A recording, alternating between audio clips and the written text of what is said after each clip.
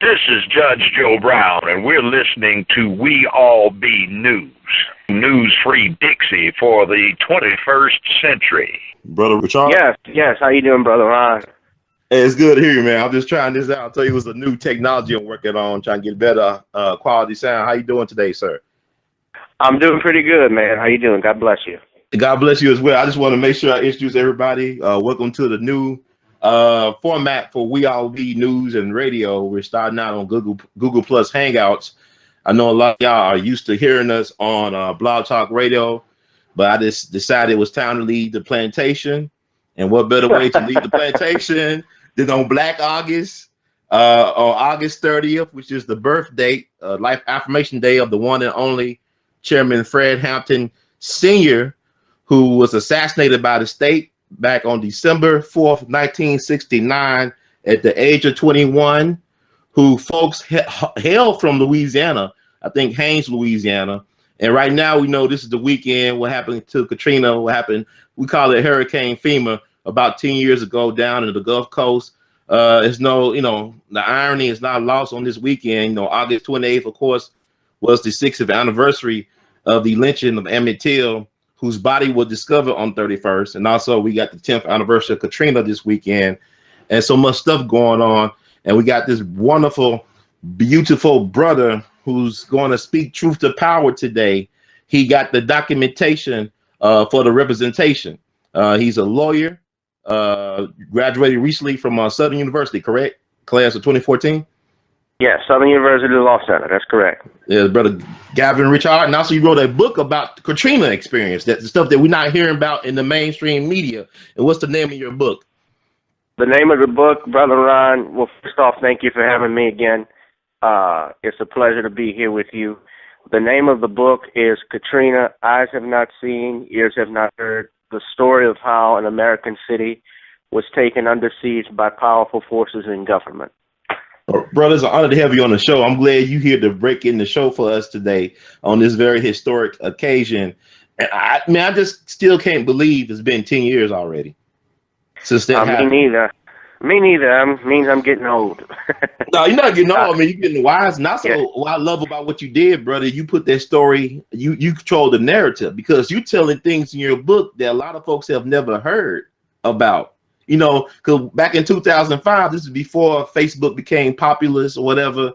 This is before Twitter. This is before really social media phenomenon. This is before YouTube, really. So, there's a lot of things we were hearing back then that we take for granted now, because people are always talking about when something happens now, it's a false flag and this and that. But back then, we didn't have all of that. And I was hearing stuff on the ground from people and stuff was crazy, but you actually documented that. Can you tell us a little bit about the idea behind your book and why you did it? Most definitely. Well, first off, Ron, I'm a resident of New Orleans, Louisiana. I live in Baton Rouge now, and I practice here. At the time, I was 19 years old. I loved, teenage things. I was a teenager, so I was in school at Tulane University, and, we left and evacuated around, I believe, August 28th. And it was typical. We thought we would be back home because we had, a year prior to that, there was a hurricane that came close. I believe the hurricane's name was Ivan, and it ended up going to Texas, or if I'm correct, or Mississippi. I'm not sure. But we thought we would come back home, and, lo and behold, we didn't, and we saw what we saw, not on August 29th that morning, but actually that evening. That morning I just saw the Superdome scalp, basically scalp, and I saw water on the ground, but other than that, we thought we had dodged one. And so, later that evening, we were watching CNN, and we saw otherwise, and, just was horrified with what we saw. But to get to your point, and the reason why I wrote this book was that I would hear different things from people, and, some people were saying how this could be a blessing in disguise for a lot of people. I do remember Barbara Bush making the comment about the poor people in the Astrodome, saying how this is a good thing for them, so this is actually working out.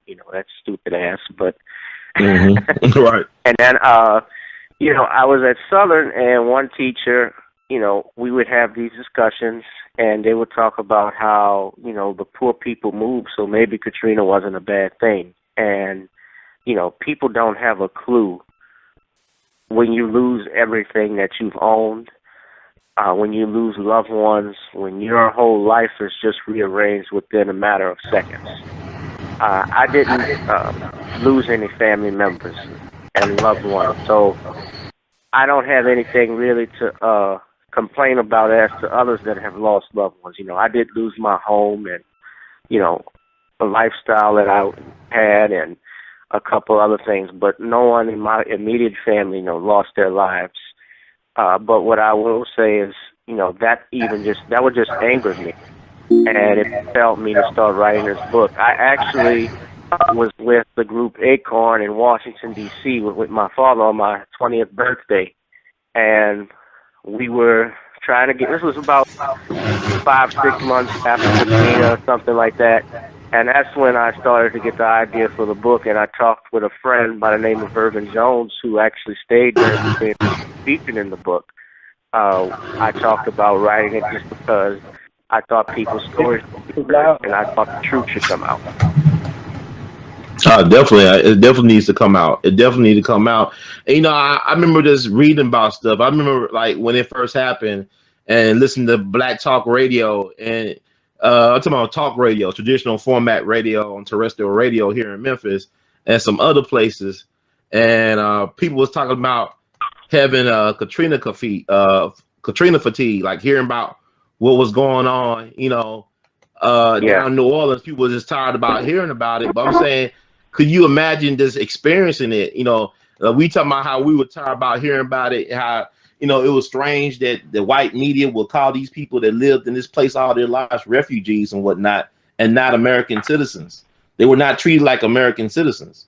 And you actually did a great job of talking about some things that were done to people down in Katrina. Can you elaborate on some of that? Yeah, sure. Well, you're right about that. They certainly did not treat us like American citizens because in their eyes we're niggers. That's what they think of black people in this country. Mm-hmm. That's what the white power structure has always thought of black people. It doesn't matter what your status is. You have a significant black middle class in New Orleans that got affected by this as well, and I'm actually a member of that group with my family, and we were mistreated. So it doesn't matter. But to answer your question, as far as you tell me what your question was one more time, brother. Like just relate some of the stories of how people were treated, because like we didn't have social media back then, like. What happened last year in Ferguson, people was able to get, up to minute stuff because of Instagram and Twitter and stuff like that. Well, let me tell you this story. I actually know a brother by the name of Malik Rahim. You probably have seen him. He's done a lot of documentaries and stories on the Hurricane Katrina and what he has done. He has a group called Common Ground. He actually ran, I believe, for congressman or mayor. I believe he ran for congressman on the Green Party ticket in New Orleans. He's a good friend of mine. And one of the things, he's a former Black Panther too. One of the things that he stated that went on, he was over in Algiers. Algiers is still part of Orleans Parish, but that's across the state of the West Bank, because it's across the Mississippi River on the west side. What happened was, what he told me directly, that they had wind and rain, and he said, the sun came out, and he thought everything was fine. He actually was going to cut his grass when he got a phone call from his brother telling him, "Hey, you need to get out of here." And he was like, "What are you talking about? I don't see what you're telling me about." And he said, there's this chaos, there's all of this stuff going on. So when he walked out, he saw and heard what was going on. I'm sorry, he heard what his brother was saying, and he was listening to the news, and he was trying to put two and two together, because the stuff they were saying on the news was not the stuff he was witnessing. And he actually was tried to go to Jefferson Parish, where he owned property, and he actually, had guns pointed at him by Jefferson Parish police. He was telling her that, hey, I own stuff here. They would have AR-15s pointed at his head, telling him, get your black ass out of here. They actually set up a blockade there. See, if you remember, too, there was a issue with the Crescent City Connection where people from the East Bank that were leaving the Superdome were crossing the bridge. And Gretna police stopped them. I don't know if you remember that. But they pointed guns at them and they ordered them to turn around. And I remember that, yeah. I interviewed a lady who actually experienced that. And, they were white people, too. They actually did an interview with the people who were crossing the bridge on 60 Minutes, and they interviewed the city of Gretna, the city officials from Gretna, including the mayor. And these people threw a parade for these officers for stopping these people from crossing the bridge. The thing is, that bridge is not owned by the city of Gretna. It's not even owned by the city of Orleans. It's a state bridge. That's not their bridge. They're not under any authority to stop people from coming in to their parish. And by the way, that bridge to get over, you can go, first of all, you don't even have to go into Jefferson Parish in Gretna. You can go into Orleans Parish in Algiers. So, they basically stopped a group of people who were tired, who were hungry from crossing over because they were mostly black. Wow, yeah. Go ahead, Brother Gab, I'm listening. Yeah, I said mostly black and poor. And they were protecting, I guess, their interests because they felt, too many black people, they're going to do something. But that's only a taste of what I touched on. I also interviewed Mr. Jones, Irvin, who I was telling you about earlier, lived in Algiers, and he talked about how power had been out, but he had generators, everything was fine. One of the things he would see and notice was that there were trucks from out of state that were coming into Algiers Park looking at all the property. These people who were white, they came in, they were looking at the property and coming into the city. Now, if you remember, they were telling people from New Orleans that you may not be able to enter the city for a year, or nobody was allowed to come in. I could come in and it was hard to get out. So how are all of these people getting in?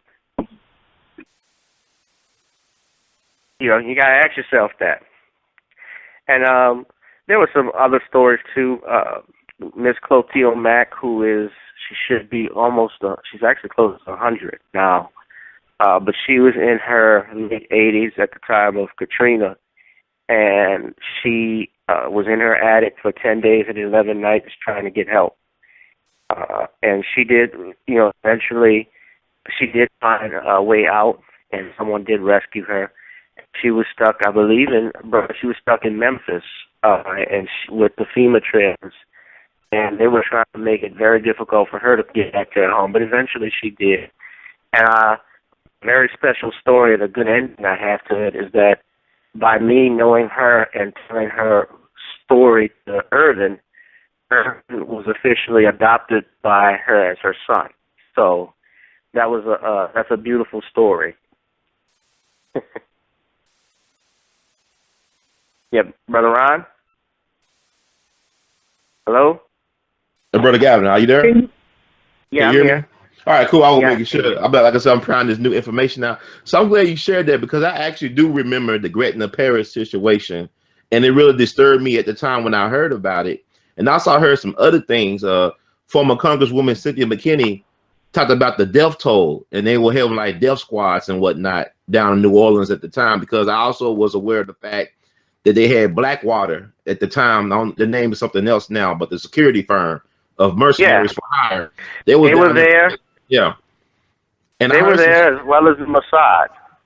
And the Mossad. Okay, so people got to understand that the places that got flooded in New Orleans was not the Garden District where Peyton Manning folks stay, Archie Manning and them stay. It wasn't casinos. It was the poor places in New Orleans, right? They got flooded. The Ninth Ward, the port. Well, 80% of the city was flooded. But what you had was most of the hardest hit areas, the damaged areas, were mostly black. And yes, they were filled with poor people. And those areas include the Lower Ninth Ward, New Orleans East, which is the area that I lived in.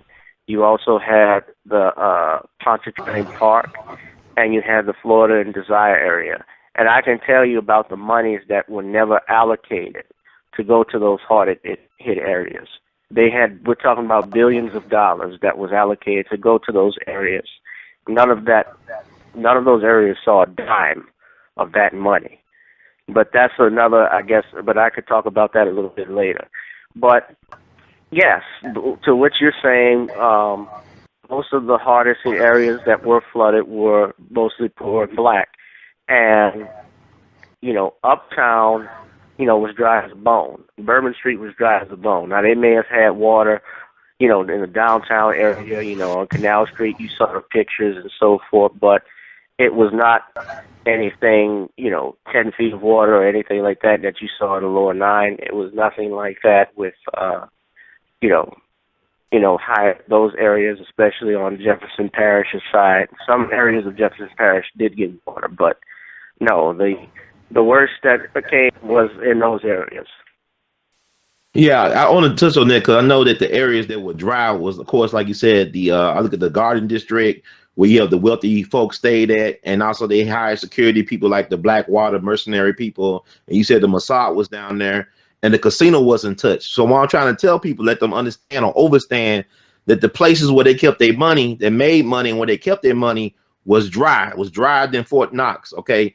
But the places where people thought were expendable were the poor people of their community, were the people of color community. Because you even had somebody like Fess Domino, one of our national treasures, right? Fess Domino, rock and roll legend. He lived in the Ninth Ward. He lost a lot of his stuff in the Ninth Ward. Yeah. And I think it's sad that America don't recognize it's the people of color that made America what it is. It's the black folks that gave America its flavor, its culture, its gumbo. I mean, you look at New Orleans, the jazz, the blues, the rock and roll, the R&B, that all came out the Ninth Ward and places like Treme and places like that where they neglected. And I remember going back to New Orleans back in 2011, and I look at some of those neighborhoods like ghost towns. You know they ain't never coming back to New Orleans. Yeah. Or those places never coming back. And it's sad. Yeah. Well, and I guess we're going to talk about that topic in a little bit, but that goes towards, that's the question that goes towards the monies that were allocated to these people. Where did all of it go? And somebody's walking around with a check in their pocket. Somebody got a $50 million check in their pocket.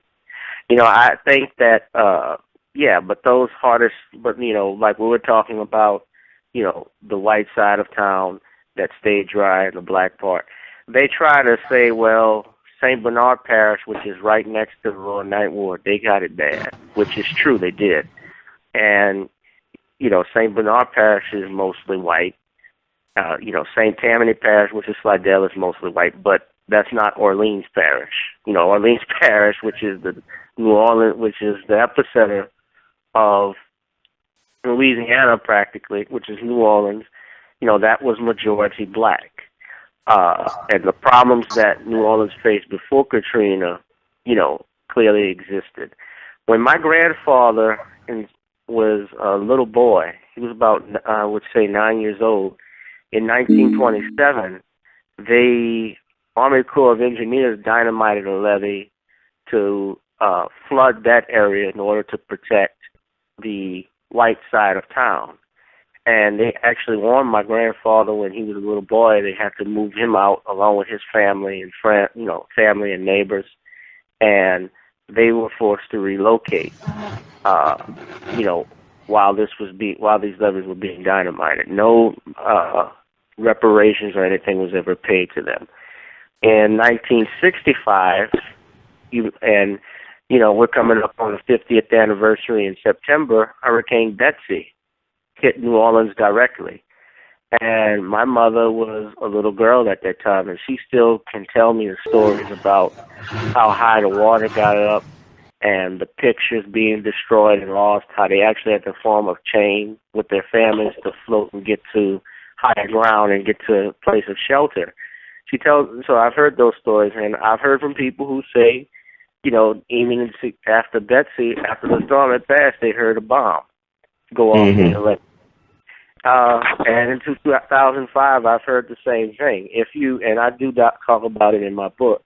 Now, what I want to touch on, since we're talking about that, in August of if you remember, Brother Ron, by the Industrial Canal, there was a barge that you saw push through with on these houses right next to a school bus. You remember that?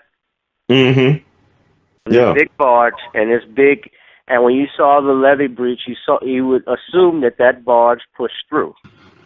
So, well, there was a court hearing, I believe, a couple of years later where they didn't find fault with the company. But you have to ask yourself, when a Category 5 hurricane is coming up to New Orleans, why is a barge parked there or in that vicinity in the first place? So you got to ask yourself that. And the second thing I want to add to that is that people told me that it's the same area. People I've spoken to have told me that was the same area where the breach with Betsy occurred in 65. Now, here's another thing. In 2008, there was a hurricane that came and hit Baton Rouge, Louisiana, called Gustav. Okay, and I distinctly remember watching this. Hurricane Gustav did not hit New Orleans. It went, further west, so New Orleans did not get it that bad. But right next to the levee, where they just so-called repaired it, was another barge about the same size, right on the wall where it had breached previously, but except it didn't flood over. That's 3 years. Is that a coincidence? I mean, I don't believe in coincidence. Yeah, I mean, everything's connected, as we know now. Everything, is all relative, as far as I can tell. I just think that people, and that's why I'm saying that we didn't have the social media and the internet wasn't like it is now. So we couldn't get all this stuff right out at the open. But also, I was concerned about like the death toll number. Like, they said that it was a certain amount of people died from the, Hurricane Katrina disaster. But I also heard stories while I was thinking about the Blackwater and we talk about the Gretna Parish. I heard stories of white folks hunting black people. There was Is that true? Was that true? White folks getting together and just shooting black people down. Okay. Oh, that was true. If you watch Spike Lee's documentary, he interviewed one man who got shot with a shotgun blast right in his chest. Now, the guy is still alive, and the last I heard from my sources was that this man was not, I don't know if this man was ever brought to justice. He was arrested for it, and they did have trial, and I heard that the defendant had cancer, and he got sick, and I don't know what happened with that. But you've also heard the story of the Dangzinger shootings with the two men. And you also saw the story, you may know the story of Henry Glover. I don't know if you've heard of that one. Oh, yeah, definitely. The brother who killed by police. It was burned up in the car. They burned his car and cut off his head. The police did that, right? It was the police. The police did that. Right? Okay. Right. They can't find his skull to this day, though. Oh, they can't find the car. They can't find the skull. Oh, the skull. Wow. They can't find the skull. He was decapitated. So he was shot.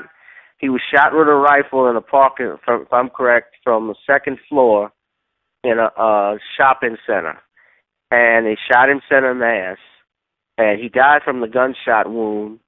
And in order to cover up what this officer did, they burned his body and they cut off his head. And to this day, they don't know where his head is. To my knowledge, and this was only prosecution was in federal court because the coroner did not classify this as a homicide. The state, that's a state crime. Murder is a crime that is governed by the laws of the state. Now, what they did with the Glover, if I'm correct, was he was prosecuted for, the police officers were prosecuted for, obstructing justice, and the officer who killed him, he was prosecuted and convicted, but they overturned the conviction, and he got a new trial and he was acquitted. Wow. So let me ask you this: you're a lawyer, right? And you survived the Katrina fiasco, you and your family, and you got a very grounded understanding of judicial law and the history of Black folks' struggle in this country. And we're 10 years removed from what happened in New Orleans and on the Gulf Coast. Can Black people get justice in this system? Yes, it's possible.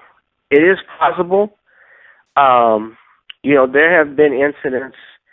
It doesn't seem like that, but we know otherwise that there are instances where they can get justice. Let's take a look at the brother in Texas, Bird, that was dragged by his feet in Texas by these white supremacists. You also had an incident, I believe, in Mississippi where this black man was run over by a car. And these kids were all prosecuted, and they were sentenced to jail by a black judge. And I don't know the name of the judge, but you may know the story, right? Right.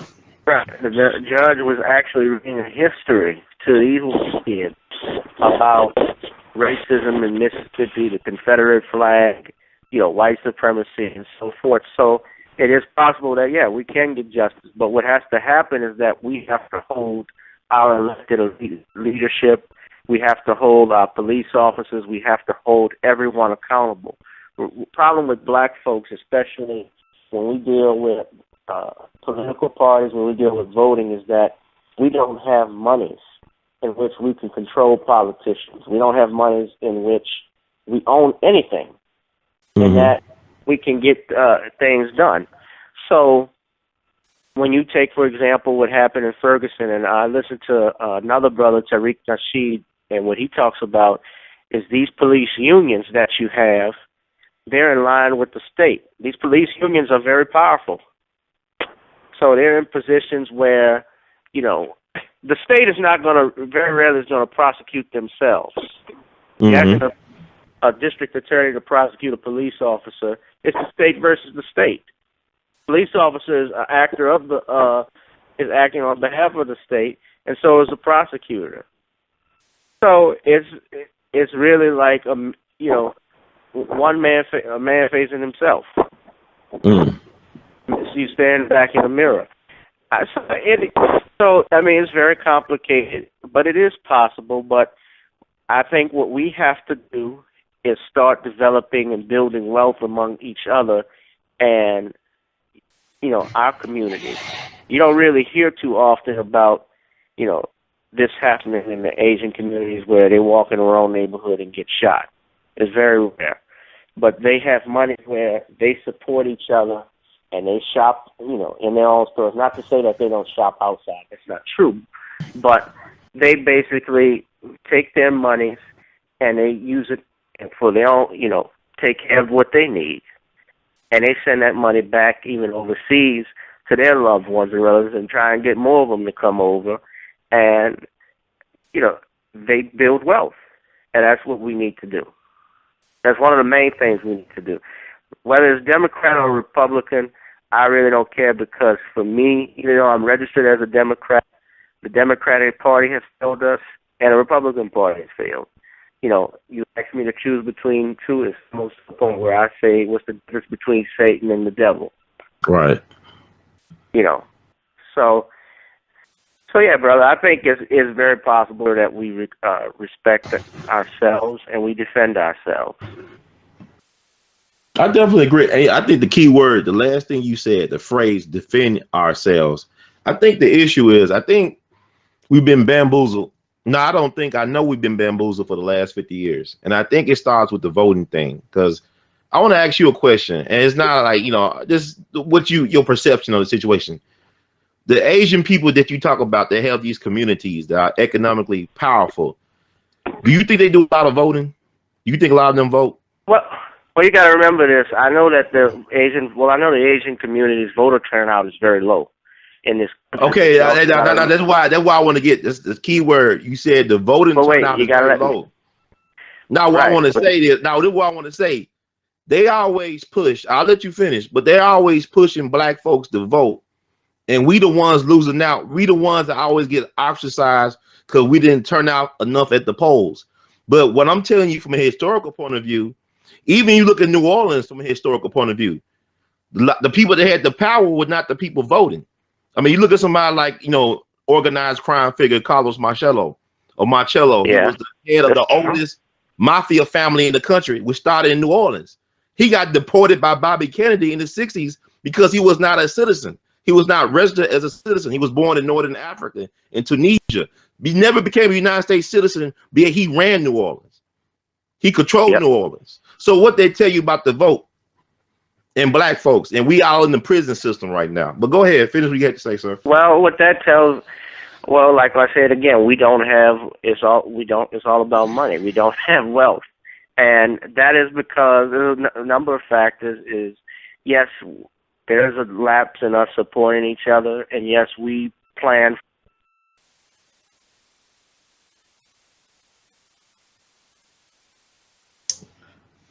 Hello, Brother Rashad.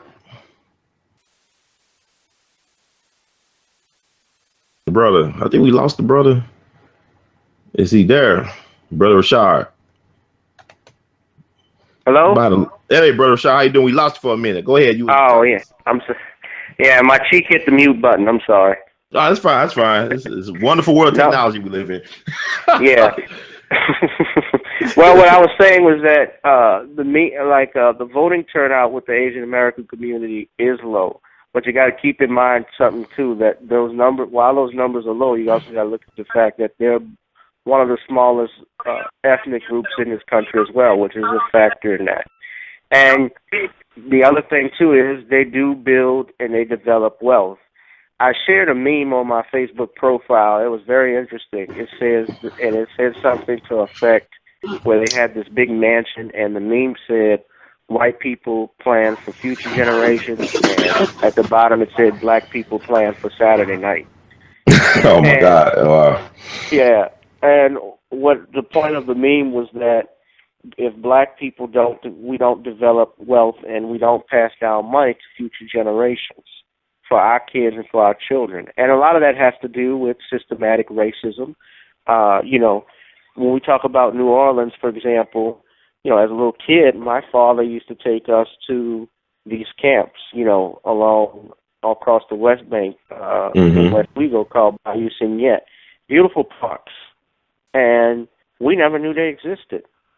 You know why we didn't know they existed? Because they wouldn't tell us they existed. We were Black. They wouldn't have things like that. Like, they didn't know, they wouldn't, there's a certain level at the point where they don't want you around. And so a lot of us people did not know those things existed, but they've been there. Just like when you had the situations, for example, with the young lady at the McKinney pool party. Remember that? Yeah, McKinney, Texas. I can't forget that. There's lots of going down in Texas. Yeah. Right. This little girl, I was like Brother Tariq Nasheed was saying, when you're swimming with someone, that is it's like a private, it's like a private setting. It is a private setting. And when you're swimming with other people, there's contact with each other. It's a physical sport. So they were not, I'm sure, happy to see that group of kids, Black kids, come out there and use their swimming pool. Now, they're talking about, well, they weren't residents, they weren't doing that, blah, blah, blah. One of the girls was a resident. She was the one that was doing the party. Am I right? Right. Right. And you had this police officer grab this young lady by her hair and put his knee in the back of her neck. Now, if I was there and I was her father, or even if I wasn't her father, if it was just me, I would have kicked his teeth. That is how I feel about it. You don't put, we had a whole situation a year ago where Ray Rice was dragged through the media for hitting his wife, his then fiance. Not saying what he did was right. Of course, it was wrong, but the man was crucified and lost all of his, his contracts, with the NFL, with the Baltimore Ravens, with endorsement deals, all of that. But here you had a situation where this white man attacked a girl. This was a child. This wasn't even this wasn't an adult. This was a child, and he, physically made contact with her, and he was allowed to resign. Rice was fired. Well, you want to know why that is? Like, the voting don't work for black people. I just told you the people that vote the least, they run the country. Like, the people that vote the least, they own stuff because they got ownership in this society. Black folks, your rights in this system is not bound to be respected by white supremacy. You can never get justice. I don't care if they run you over and drag you down the street or pull your hair by the swimming pool. Black folks are not respected. That's why you can't get justice, because you don't know what to call yourselves. We don't know if we're colored, or we Negro, or we Negra, or we Afro-Americans, are we black. We don't have an understanding, because anybody that runs the system, they have identity in place. They create their identity. They create a narrative behind their identity, and they stand by their identity. Just like the Irish had to do, like the Italians had to do, like the Jewish folks had to do, like the Korean had to do. Everybody that came over here, they own their identity. They created a narrative to their identity, and they stick together. Like, you look at New York City, you look when the Irish came over, they was the white niggas, and then they got control of the fire and the police departments. And so to this day, you got a legacy of people being in the fire and the police departments up in the Northeast from Irish, extraction. Well, let me say this. Let me say this. As black people, there is a problem with us, and I think people in general, but I'm directly this at black people, where we vote blindly, in that we don't demand accountability. We don't really put an agenda for it. We just go and vote, and we think that because this person wears a certain tie, or because he's black, or he looks good, they're going to do something for us. It doesn't work that way. Now, what you're saying, I understand and feel you where it's coming from, and there's a level of truth to that. But keep in mind something. We as black people really are just new to the election process through the Voting Rights Act of 1965. We did have the right to vote in the 1870s through the 15th Amendment, but, when black people started to vote, the Ku Klux Klan started to come out. And you would not, if we hadn't voted, we wouldn't have had, the black representatives during that time. And even now with the black mayors, like in the 70s, after the Voting Rights Act passed, you had in New Orleans Dutch Morial, you had in Atlanta Maynard Jackson, and you had Harold Washington in Chicago. Now, Maynard, when he was mayor of Atlanta, and I wasn't even born when Maynard was mayor. I'm just 20 years, I'm 29 now. But Maynard was the type of black man that, as mayor of Atlanta, he demanded change, especially with that airport. He approved minority contracts and so forth for black people. He said, look, this is a majority black city.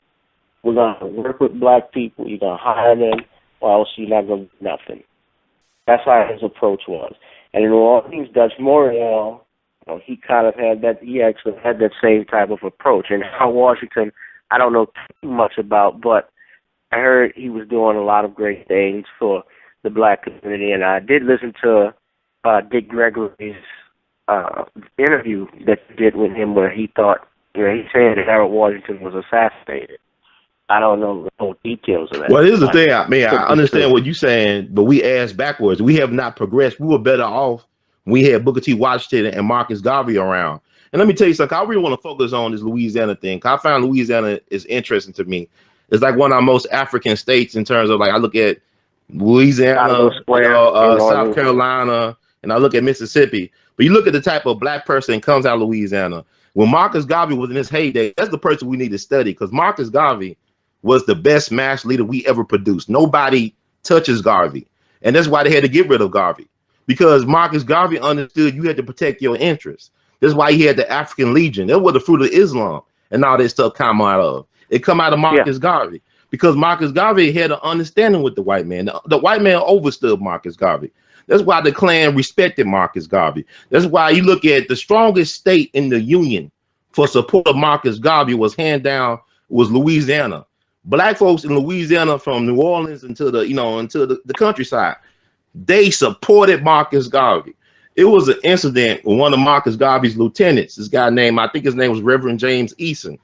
He was going to become a federal informant against Marcus Garvey and the United Negro Improvement Association.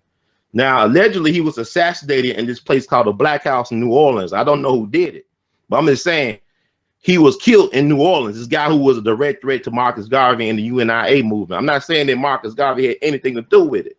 It's like, the person who brought, Marcus Garvey came over here because he could work with Booker T. Washington. That was his mentor. Booker T. Washington ended up dying. He wanted to work with the NAACP. And then he had to, run in with the boys and them. So he started his own organization. But his first speaking engagement in the state was sponsored by A. Philip Randolph, another famous black labor leader. And I remember that. I know about A. Philip Randolph. Yes, the thing about it is, the only way they could get Marcus Garvey is by the black leadership in the community betraying Marcus Garvey. They betrayed him. That's the only way they could get Marcus Garvey. But he had something in the mail. He had a severed white man's hand in the mail, tell him to stay the hell out of the business. They said that to A. Philip Randolph. I don't know who said it, but I'm saying Marcus Garvey had a standing army called the African Legion. He actually had a blueprint for black empowerment, and we have been lost since that time. So whatever gains we might have think we had in the last 50, 40 years ain't really nothing, because it left so many of us behind. It's ridiculous, because we have confused, as black people, we have confused assimilation with integration, and that's our downfall right now. But I want to take it to the phone lines. I know people, they've been wanting to chime in about New Orleans and Katrina and what's going on right now, because it's 10 years later and black folks still dying. 6 years ago, August 28th, 1955, Emmett Till was kidnapped and murdered. Yeah. And we still got Mike Browns and Emmett Tills and Trayvon Martins and, this whatever black person, Sandra Bland. We had a brother in Virginia killed under certain circumstances in jail. Why was he in jail since April for a $5 theft? The man basically stole some junk food from a grocery store, 7-Eleven, and he was. What was his name? I forgot it, J. Mac or something, but it was recently. They found him dead in his jail cell. They say he basically starved himself to death, but he had mental issues. But I don't understand why the brother was in jail for so long over a $5 theft from a 7-Eleven. Why was he in jail since April? Black folks, we got to do better, baby. Sandra Bland, she shouldn't even been down there by herself. I mean, she went to Prairie View A&M. She graduated from there. Her mama runs a real estate company in Chicago area. She had sorority sisters. There's no reason why she was down there by herself for 3 days and nobody checking in on her. And she's allegedly committed suicide. Well, even if she did commit suicide, then the fact that I'm saying allegedly.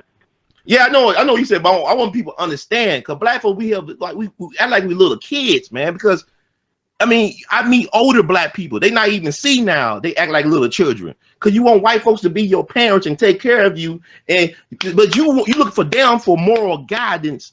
Before Dr. King died, he understood what the hell they did wrong. He overstood. He said we integrate into a burning house. Because black folks at one point used to be the moral compass of this country. You cannot get no mercy from the devil. And we still begging these. I'm gonna go to the phone line real quick. I'm sorry. I'll go to the phone line and help people chime in. This is a new system. I'm trying to see who who's who. Sister, I think this is Sister Jean. Jean, is this you? Yeah, this is me. All right, good. Okay, how you doing today, sister? I'm good, Mr. Hurd. I'm just always so proud of you. And then I want to call him Professor Richard. Is just enlightening me. I'll take another degree. That's right. You earned it. Black folks love titles, don't we? That way I won't have to pay for it. No more student loans. So happy that you all have it. I want to say one thing, and then I'm going to move on to Katrina. I have a young lady on the phone. She's 17. She's listening to this conversation. She's 17 years old. Okay. And I'm working with her right now. She's receiving death threats from Waller County Police Department, where Sandra Bland was murdered. And from the actual police department, they're substantiated. The FBI has been called in. The cyber arm of the FBI has been called in. And come to find out, she's not the only one. that's receiving these death threats. So this is something that's being known. And when I tell you death threats for a 17-year-old, and they know that this baby is 17 years old. Okay, so I'm working on that, and she's on the line, and she has something to say. So I'm gonna let you say. I want you to. Oh, definitely. When you get to Sandra Bland, I definitely want you to see what the babies are talking about, because she has something to say. But now let me go back to Katrina, and I give it to you straight, no chase. Mm-hmm. Okay, those levees, and everybody knows that those levees were built to protect plantations, not people. From the 1700s to the 1800s, those levees never held any water back. Everybody knew that. Okay, and then cut to the chase 10 years ago, all of us were praying. And Mr. Hurd, I never told you, but my father, all of his people are from Louisiana. And I'm talking about like Bonky, Louisiana. I'm talking about places you ain't never heard of, okay? Right. But cut to the chase 10 years ago, all of us were praying that Katrina would take an easterly turn, because we knew what would happen if it hit New Orleans. We knew. So how is it FEMA didn't know? Katrina caused something to happen that has not happened before in my lifetime, and I'm 58 years old. An entirely new governmental agency was created and heavily funded, Homeland Security, which used to be an arm of FEMA. Let's not forget where Homeland Security came from. It came out of FEMA, and it was never fully funded. But after Katrina, all of a sudden, you started hearing talk about Homeland Security, didn't you? Now, what is the Homeland? It is a bigger and more heavily funded and more heavily employed agency than FEMA. And what does Homeland Security do? They secure the nation from many threats we face. Look on the website, it'll tell you.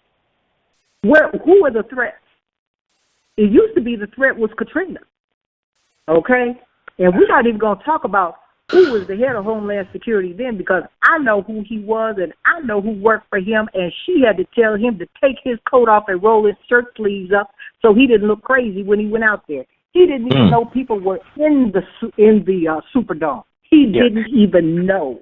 Do you understand me? So I know what the communication was about. She's saying everything. I do need to just interrupt you if I can interject one thing. What you're saying is 100% correct. With FEMA, that was actually created by Jimmy Carter through there's some executive orders. But I want to add to what you're saying is that there was a Navy ship, and I didn't get to talk about this, but there was an actual Navy ship that was parked outside the convention center. And this is right along, the riverfront. They had diapers, they had food, they had a hospital on board. It's the military. That ship was never ordered at all to take people from the convention center or the Superdome. It just sat there. And yet George Bush and Michael Brown and Chertoff, who was the head of Homeland Security, did nothing. That's right. Did nothing. That's right. Blank and Nagin are at fault too, trust me. But these men...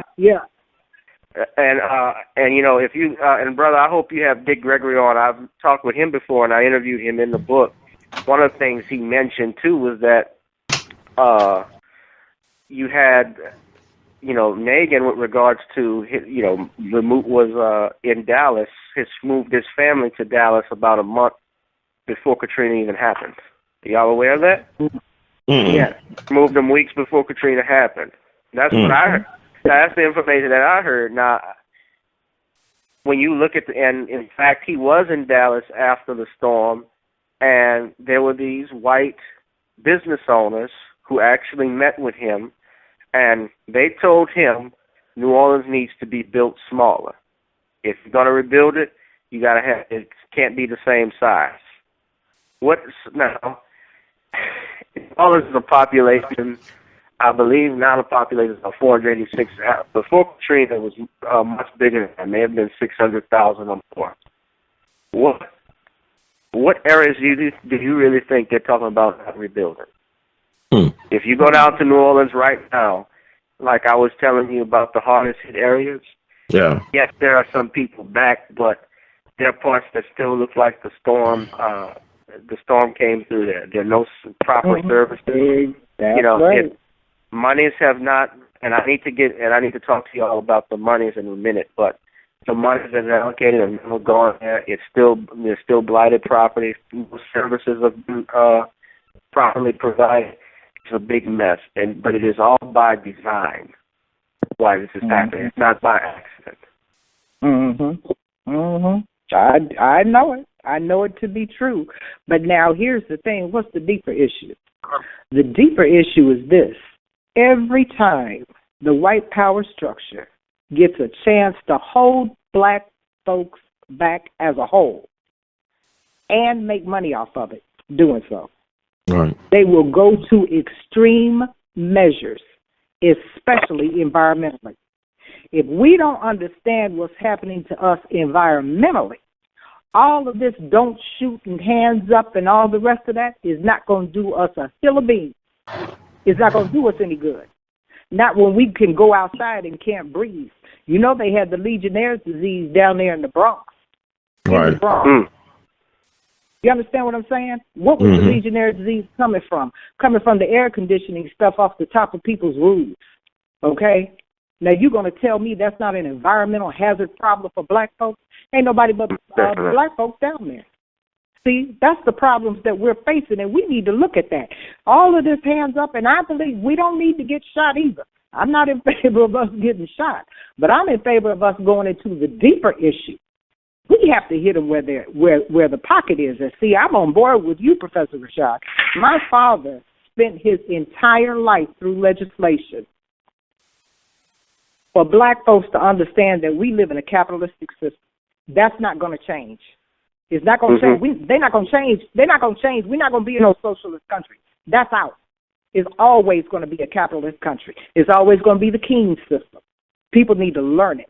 They need to be teaching it. Black folks need to be teaching it to their kids, at least the basics. And we need to build our own, buy and sell from each other and to each other.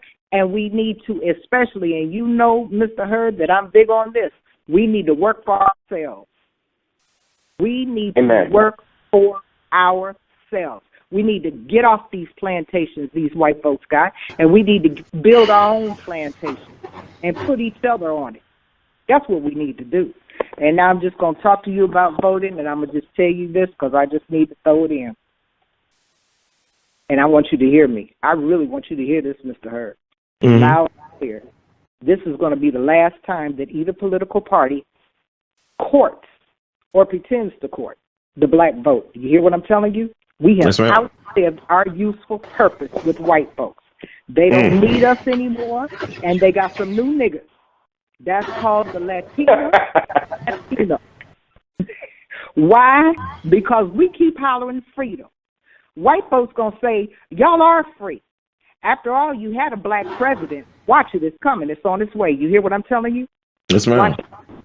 After May of next year, they not going to care nothing about black folks anymore. They going to say we free. Now, we asked for freedom. People was hollering freedom, and now you got it. Be careful of what you ask for. I say let's go back to being a protected class because, you know, I want to stand on some of that legislation. But now when they tell us that they don't need us anymore, all of that legislation, and I've been hollering this for a long time, Mr. Hurd, all that legislation we got on the book, we won't be the minority in this country anymore.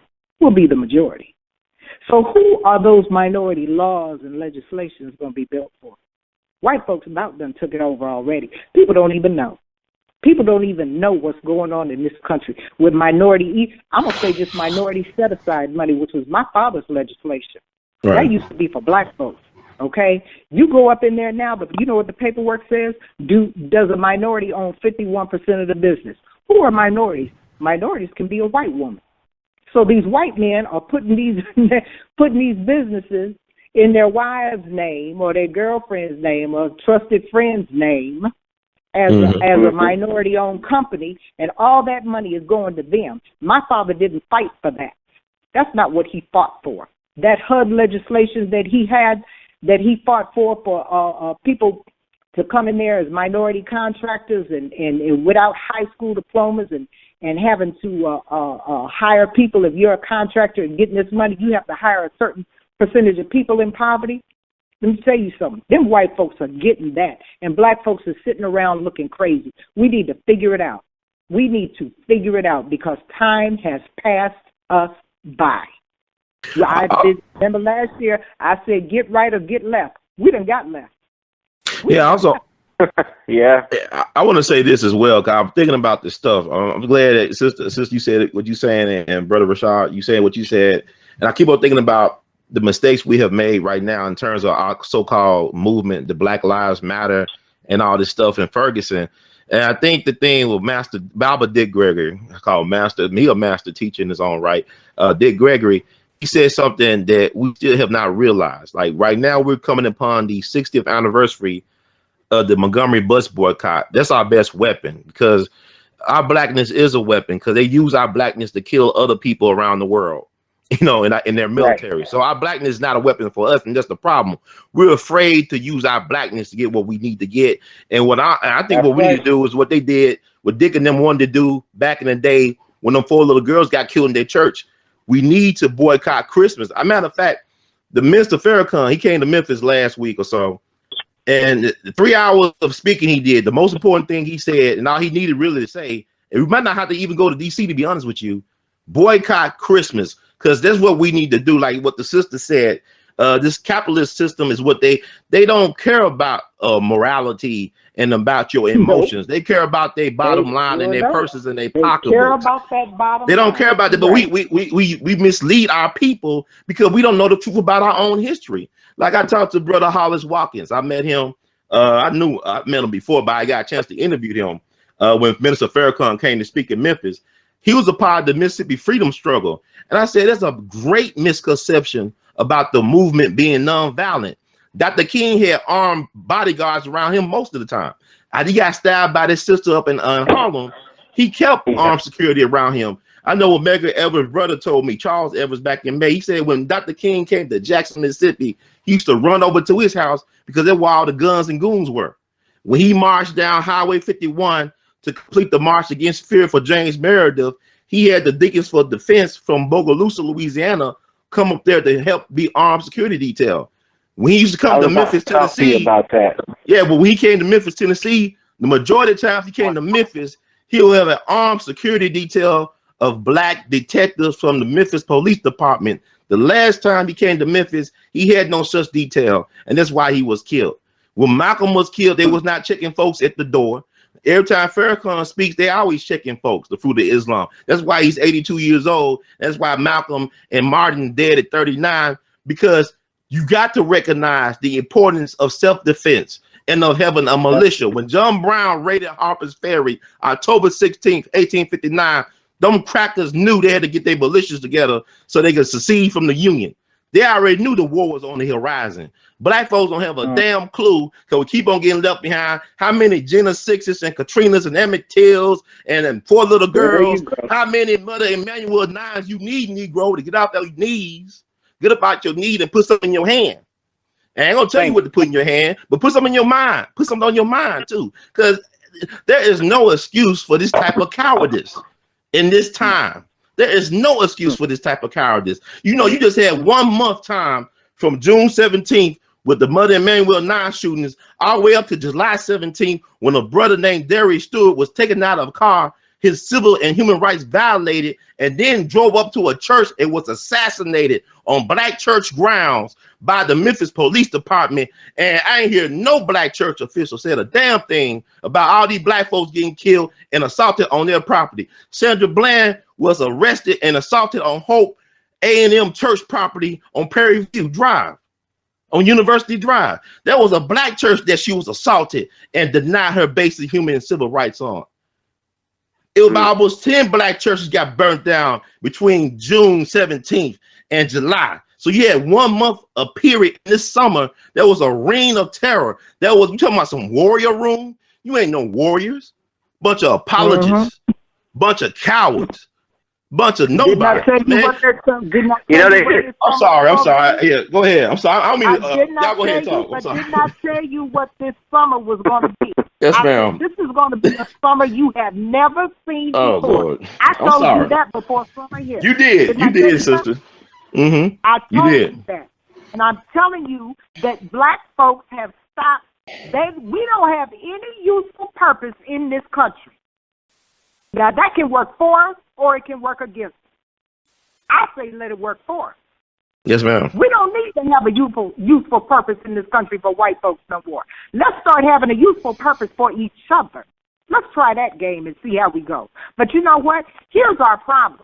We're so busy running over there to the white man, trying to get this, that, and the other, and they ain't figured out, this movement ain't figured out what the game is.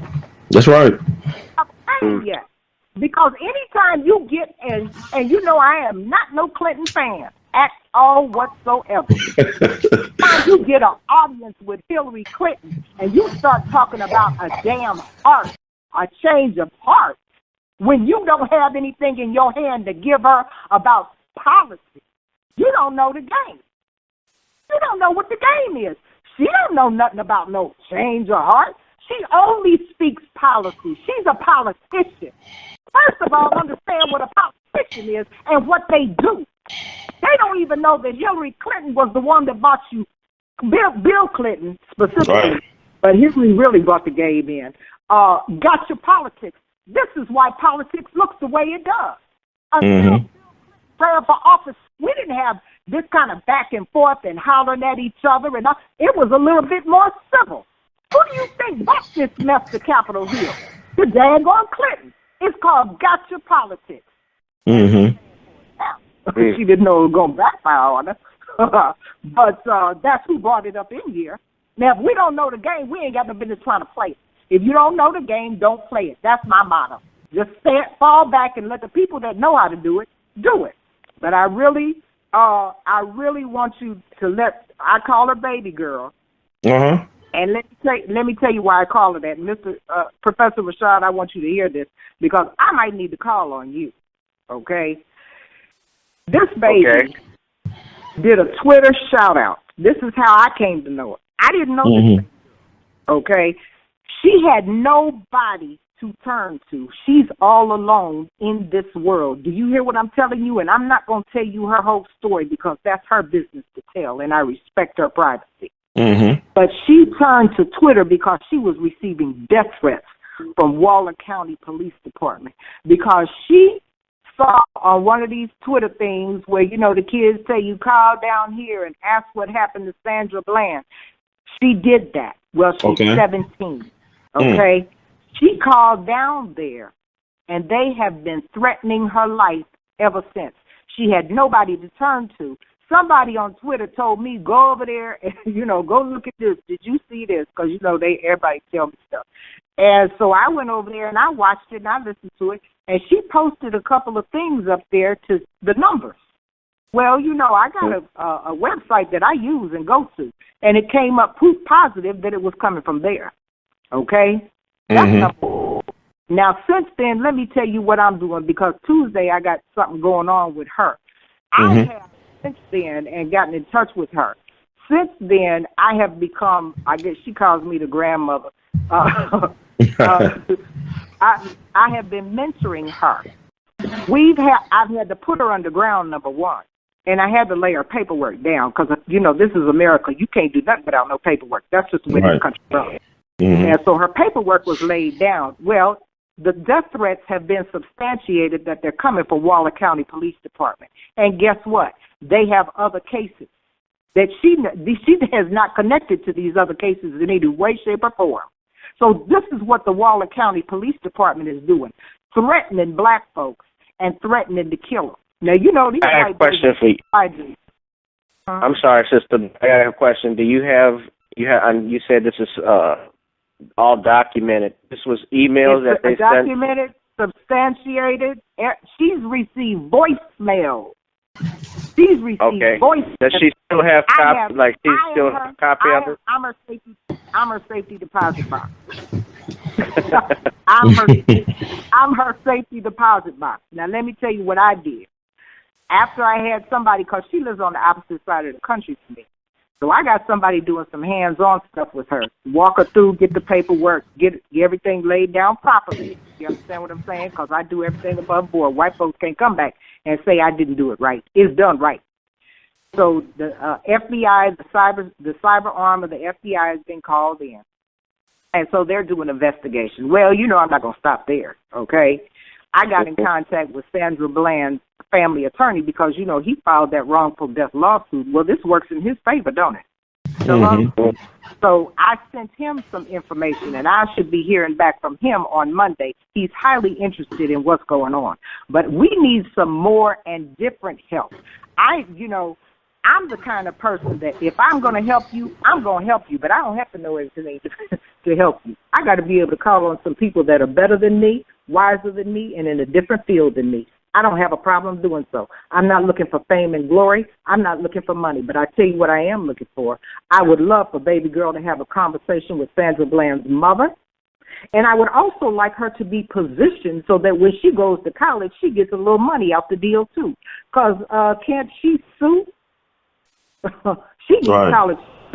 You understand what I'm saying? So it's really all about her. She's on the line, and I want you to listen to what she's saying. And Professor Rashad, you don't mind if I can get your information from Mr. Hurd. Mr. Hurd, this is a good time for you to communicate.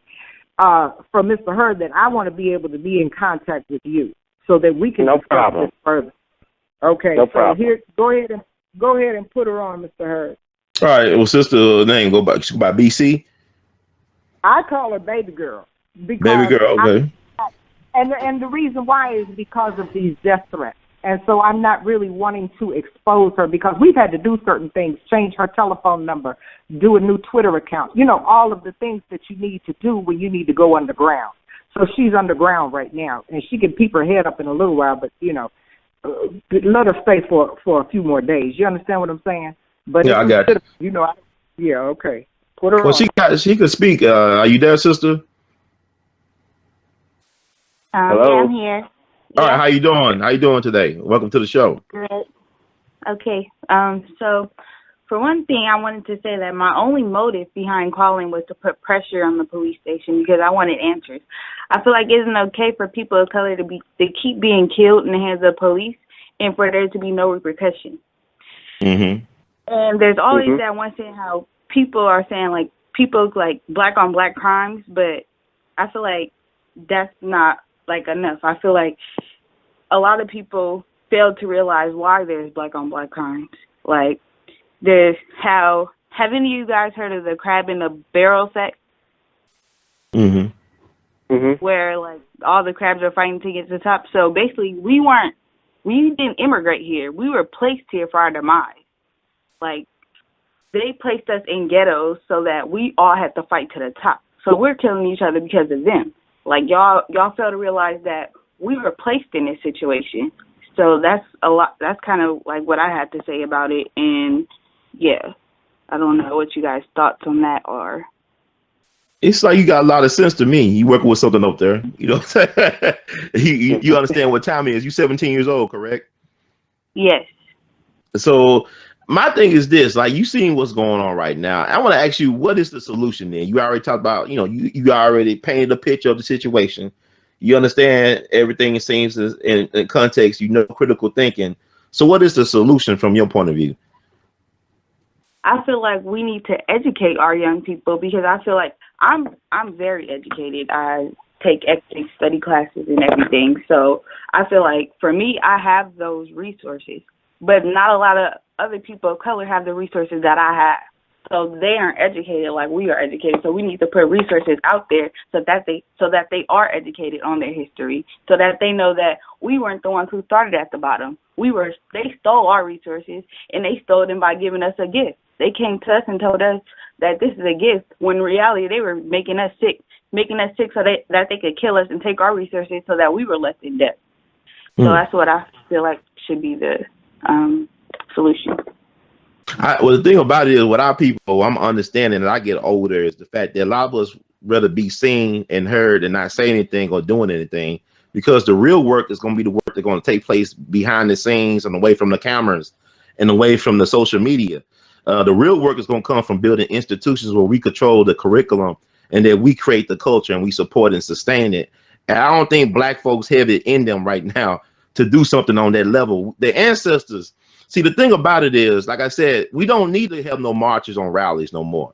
I mean, 20 years ago, I'm sure it was a beautiful thing to have that, but 20 years later, we still don't have no black-owned mass transportation systems. When Prince went to Baltimore to do the free concert for Freddie Gray thing, he said, the next time I come back here, I want to be staying in a black-owned hotel. You know what I'm saying? 20 years ago, we went to D.C., and we still don't. How we get to D.C., who buses that we drove on, who airplanes we rode in, who restaurants we ate in, who hotels we stayed in. You see, the problem with this is we keep on investing in a system that does not invest with us. Our whole problem right now as a people, and the truth, the honest be told, is that we must separate some type of way from white people. And that's the honest to God truth. It's not because it's a hatred of white people. It's because it's a system that's not made for you to be received as a full person. You'll never get your respect as a black man or a black woman in this system. It's not set up that way. This system is set up to sustain the religion of white supremacy racism that's been orchestrated against our people from day one. But they can only do that against us with our help. You see, the only way a vampire can come into your home, you got to invite the vampire in. We have invited the vampire white supremacy racism in for generations. And we keep on telling our kids to do the same thing, and they tell their kids to do the same thing. But my thing is this: we must step away. If we don't, but we love them. We love white folks too much to do the right thing by us. We love them too much. They don't even like us. A lot don't even like us because a lot of race. I try to tell people it's like that brother in Virginia. I've been through Southern Virginia. That's the great white man of history bit right there. That's the Madisons and the Jeffersons and whatnot. That's blue-blooded racism right there. That's blue-blood racism. That's the elite Mayflower racism, Jamestown racism, okay? I had got a $300 speeding ticket in Montgomery County just 3 years ago. All right? Wow. So they don't want your black ass down there. They will not turn their head. It's insurrection net down in Southampton, Virginia, back on August 21st, 1831. So what I'm saying is, black folks, we go to places where they don't want us to be. Why would we want to be around folks that don't respect you? That's called a toxic relationship. We got a detox right now. I'm sorry, but anybody else got something to say? I mean, I gotta just say a couple things, if you don't mind. This is to the young lady who's calling. What is it that you're 17 right now, right? What do you want to do with yourself when you leave high school? I want to go to college, and I want to. But I mean, what do you want to major? Psychology. You want to be a doctor? Okay, that's great. Okay, what I would advise you to do now, since you're 17, you're seniors, to start looking at schools. I mean, you should have done it. I'm sure you probably did it when you were a year younger, but what schools have some of the best psychology programs in America? And I would advise you to make connections and establish a relationship with some of these advisors on these campuses. I believe Southern has university has a psychology department. Yeah, they do. I got to shout out my school, Ron. Go ahead. Do what you got to do. Yeah. Howard University, I believe, has one. So, and a couple of others. So I would definitely start doing that. And also, after the interview is over with, Ron, I would like for you to give this young lady my information, and if there's something I can do, if you have information with regards to, you keep receiving threats from this police department, let me know. Maybe there's something that I can do on my end to help you, because as an attorney, yes, it's a business where I have to support myself, but we also know that, we got to help each other out when we're in need. So anything I could do to help, just let me know. Well, Sister Barnett, I'll give all that stuff to you, Sister Barnett. Well, yeah, and I appreciate that, because I'm going to tell you something, and I discussed this today with my husband. If, helping people on a macro level and hundreds of people and trying to do this, that, the other is a good thing, because my father did that for years. My father, Mr. Herb, my father's background, and I'll have to tell you, Professor Rashad, later on, but my father was a heavy hitter. I mean, I'm talking about legislation and governmental agencies and 3 presidential appointments. He was a heavy hitter. But I'll tell you something he taught me. If you have to go out your way to go get one, go get them. You hear me? I have a question. Go ahead. who does white supremacy work in favor for? White people. Yeah. But which type of white people? Oh, the real white people. The real white people. The real ones. The real, I'm talking about the elite ones, the real ones. A lot of white folks think they white ain't white. They really niggas. They don't know it. They gonna find out this September though. They gonna find out September that they niggas. Trust me. But go ahead. That's like what Paul Mooney said. When you got a tree, that's why they don't look back in their family tree when they shake it. That's right. A nigga might fall out. That's right. Just like I heard a rumor. Y'all gonna have my baby calling me and asking me some more questions. Walter, there was a guy in the NAACP back in the day. I don't know the name. Walter White. Walter White. You talking about? Yeah, he could pass for a white man. Yeah, and he would get the info on when the Ku Klux Klan would be when they would be meeting and when they would specifically target like these NAACP meetings and other black organization meetings. So, it sometimes pays to blend in. That's right. But yeah, man. But black people, we come in all shades. Like Red Fox used to say, yellow, mellow, brown, bright, white, and damn near white. That's right. I want to get a sister, Queen KC. Are you on the line, Sister Renee from Kansas City? Are you there? All right, I'm here. How you doing, Ryan? I'm good. How you doing, Sister Renee? Queen KC in the house, one of my favorite people. How you doing today? I'm good. And I want to say peace to everybody who's on the line. Sister. We've talked before. I hope you're well. Yes, thank you. And I hope you are as well. I have to tell you, you said so many wonderful things, Queen, and I absolutely agree with you 100%. That's what I've been saying, trying to tell a lot of black folks that, these white people do not need us. They do not need us anymore. We serve the purpose. And I think that we sometimes we tend to forget that because we've been, somewhat removed now from slavery and chattel slavery. And so now we have this idea that we are American citizens and we're just like everybody else and all of these sorts of things, and we constantly get reminded that that's not true. But for whatever reason, we don't want to deal with that, and we don't want to face that. Well, we have to remember, we have to let the young people know, and that's why I'm glad the young sisters on here, because we were never intended to be American citizens. No. Period. We just were not. We were brought here for a purpose. And that purpose was for free labor, was to help build up the economy for white folks and to help build up all their institutions and everything else that we could do, from the crops to everything. So that was our purpose for being here. And after, slavery was so-called abolished, which slavery was only transferred to a different form, which is why we have mass incarceration today. But when that happened, it's kind of like we're left in limbo. What are we to do? And still 150 years later, we're still in that same limbo. We are second-class citizens. We are not accepted. When somebody talks about the all-American whatever, even though now there's a lot of different ethnicities and races here, you do not think of a black person. They portray a white person, blonde hair or blue eyes or whatever, as the all-American girl, the all-American boy. We don't reflect that. And we still don't understand that we're just here. We're not intended to truly partake in capitalism, truly partake in the free market, truly partake in building and establishing generational wealth and things of that nature. And one thing I've recently been getting into conversations with some black folks about different things, and many of them will say, oh, well, we've progressed.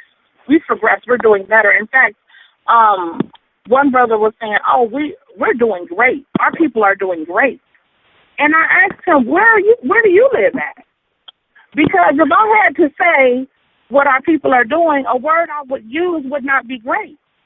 And, you know, if we're living, and he was like, "Oh, well, we've come so far. We have people who are, you know, in government. We have more black people in government than ever. We've got more black people doing this and more black people doing that." But in a capitalist system, the measuring stick for how well you're doing is the money. So how much money? So if we look at the wealth, we see that shortly after slavery, black people owned 0.5% of the wealth. And today, we still own about 0.5% of the wealth. So what does that tell you? Where has there been progress? The black people who are in the political system, you know, which we're having more, you know, representative of that, even the mayors, which we know they don't have a lot of power anyway, but mayors and things of that nature, those people are there to keep the status quo. Those people are there to give the illusion of inclusion. Those people are not there for the purposes of bringing up or building up or empowering the black community. We have to understand the game that's being played.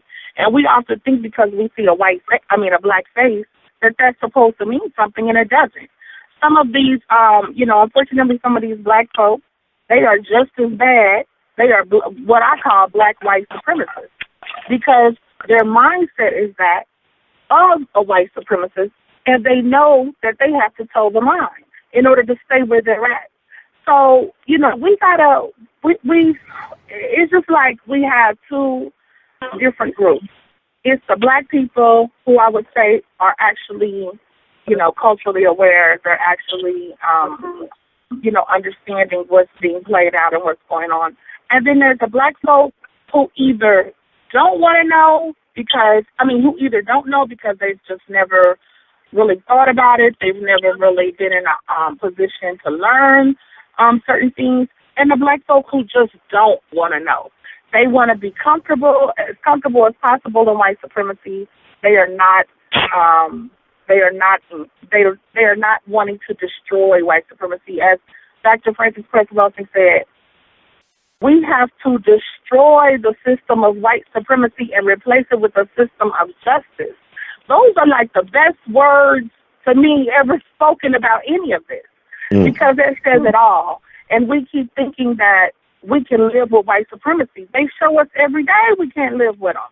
And I'm going to say this and I'll be quiet, but, you know, when we talk about, now there's this whole thing about pro-black. Who's pro-black? And this is really sickening to me, because to me, if you are a black person, you should be pro-black, period. We have black people out here who use the term pro-black as an insult to other black people. Do you ever see an Asian or a Mexican or whatever go against a Mexican who's pro-Mexican? Do you see a Chinaman go against somebody who is pro-Chinese or pro-China or whatever? You don't see that. You don't see that. So why do we do that? I just, great question. It's sickening. It's really tell you something. See, you know she's gonna come with it now. Let me tell you, she's gonna come with it. She came with it. What you say, sis? You said you don't want to hear that pro-black, because if you black, you supposed to automatically be pro-black. Okay, exactly. That's supposed to be a given. There you go. That's a given. Because the Jews protect the Jews. Because the Asians protect the Asians. Exactly. Because the whites protect the Hispanics, yeah. Exactly. And we don't protect each other. Do you know when I spoke about, and I speak often about, you know, racism, white supremacy, and the different things going on, the people I have the most reaction to, now, and this is where white people have seen what I said and different things of that nature and have heard what I said, the people I have the most problem with speaking about white supremacy is other black people. I said, y'all defend white people more than white people defend white people. Mm.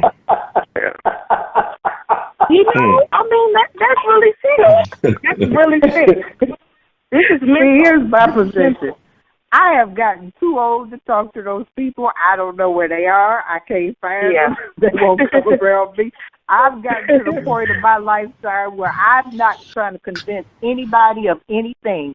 If you're not already convinced, too bad, so sad. I'm going to have to leave you behind for somebody else to pick you up and bring you along. I don't have time anymore. Because black folks really have gotten left in this country. So I've got to do what I can do to keep up with what I can keep up with. I cannot do it anymore. I'm going to leave that for the next generation. But I will tell you this, and I thought about it long and hard. I was taught, I'm 58, so I'm a baby boomer. I was taught from my parents, the Depression generation, that you don't leave black folks behind. You bring everybody. It doesn't matter if they're imbeciles. It doesn't matter if they're cutthroats, gangsters. You have to go back and get them and bring them along. Yeah. I am of the generation that says we tried that. I can't. And your generation, I don't know what you all are going to do this to her. Yeah. Because I'm over it. So I don't know. You know, my job right now is to you know, to coach and mentor and do the best that I can with people younger than me. But I can't teach you to go back and go get those people because at this point in my lifetime, I don't believe in it. And a lot of those people are my age. Wow. Yeah. All will not be saved. That's the position, yeah. This is like what my father has been, my father is saying, Brother Ron, you need to have him come on the show as well and talk to you because you talk about how the time for compromise in Co-Town is down. There's a new black man in town right now. And you need to talk, like if we can do a show one day with my father and myself, we can talk to you and a couple of others. We are taking steps right now with this stuff that's going on in New Orleans that I have told you about and the callers and the rest of the listeners. The things that are going on in New Orleans, we are fed up and tired of it. And it's not just about the monies that were not allocated. But let's take, for example, what the sister is saying about do it for ourselves. And why, you know, let's look at this. In New Orleans East and the Lower Ninth Ward combined, in 2012, there was we have a $40 million sales tax. Our property value, this is New Orleans East, is valued about $250 million. Now, all of that money combined, and you don't have decent services, you don't have quality of life, and this is a mostly black area. How New Orleans East got started, how more African Americans started to move, you know, just like in typical cities, the industries leave the inner city, and more people going out to the suburbs. You know, New Orleans East was mostly white at one point. And what happened in the 80s, there was an oil boom, and in Lake Catherine, they thought they found oil. Well, they did, but it wasn't enough.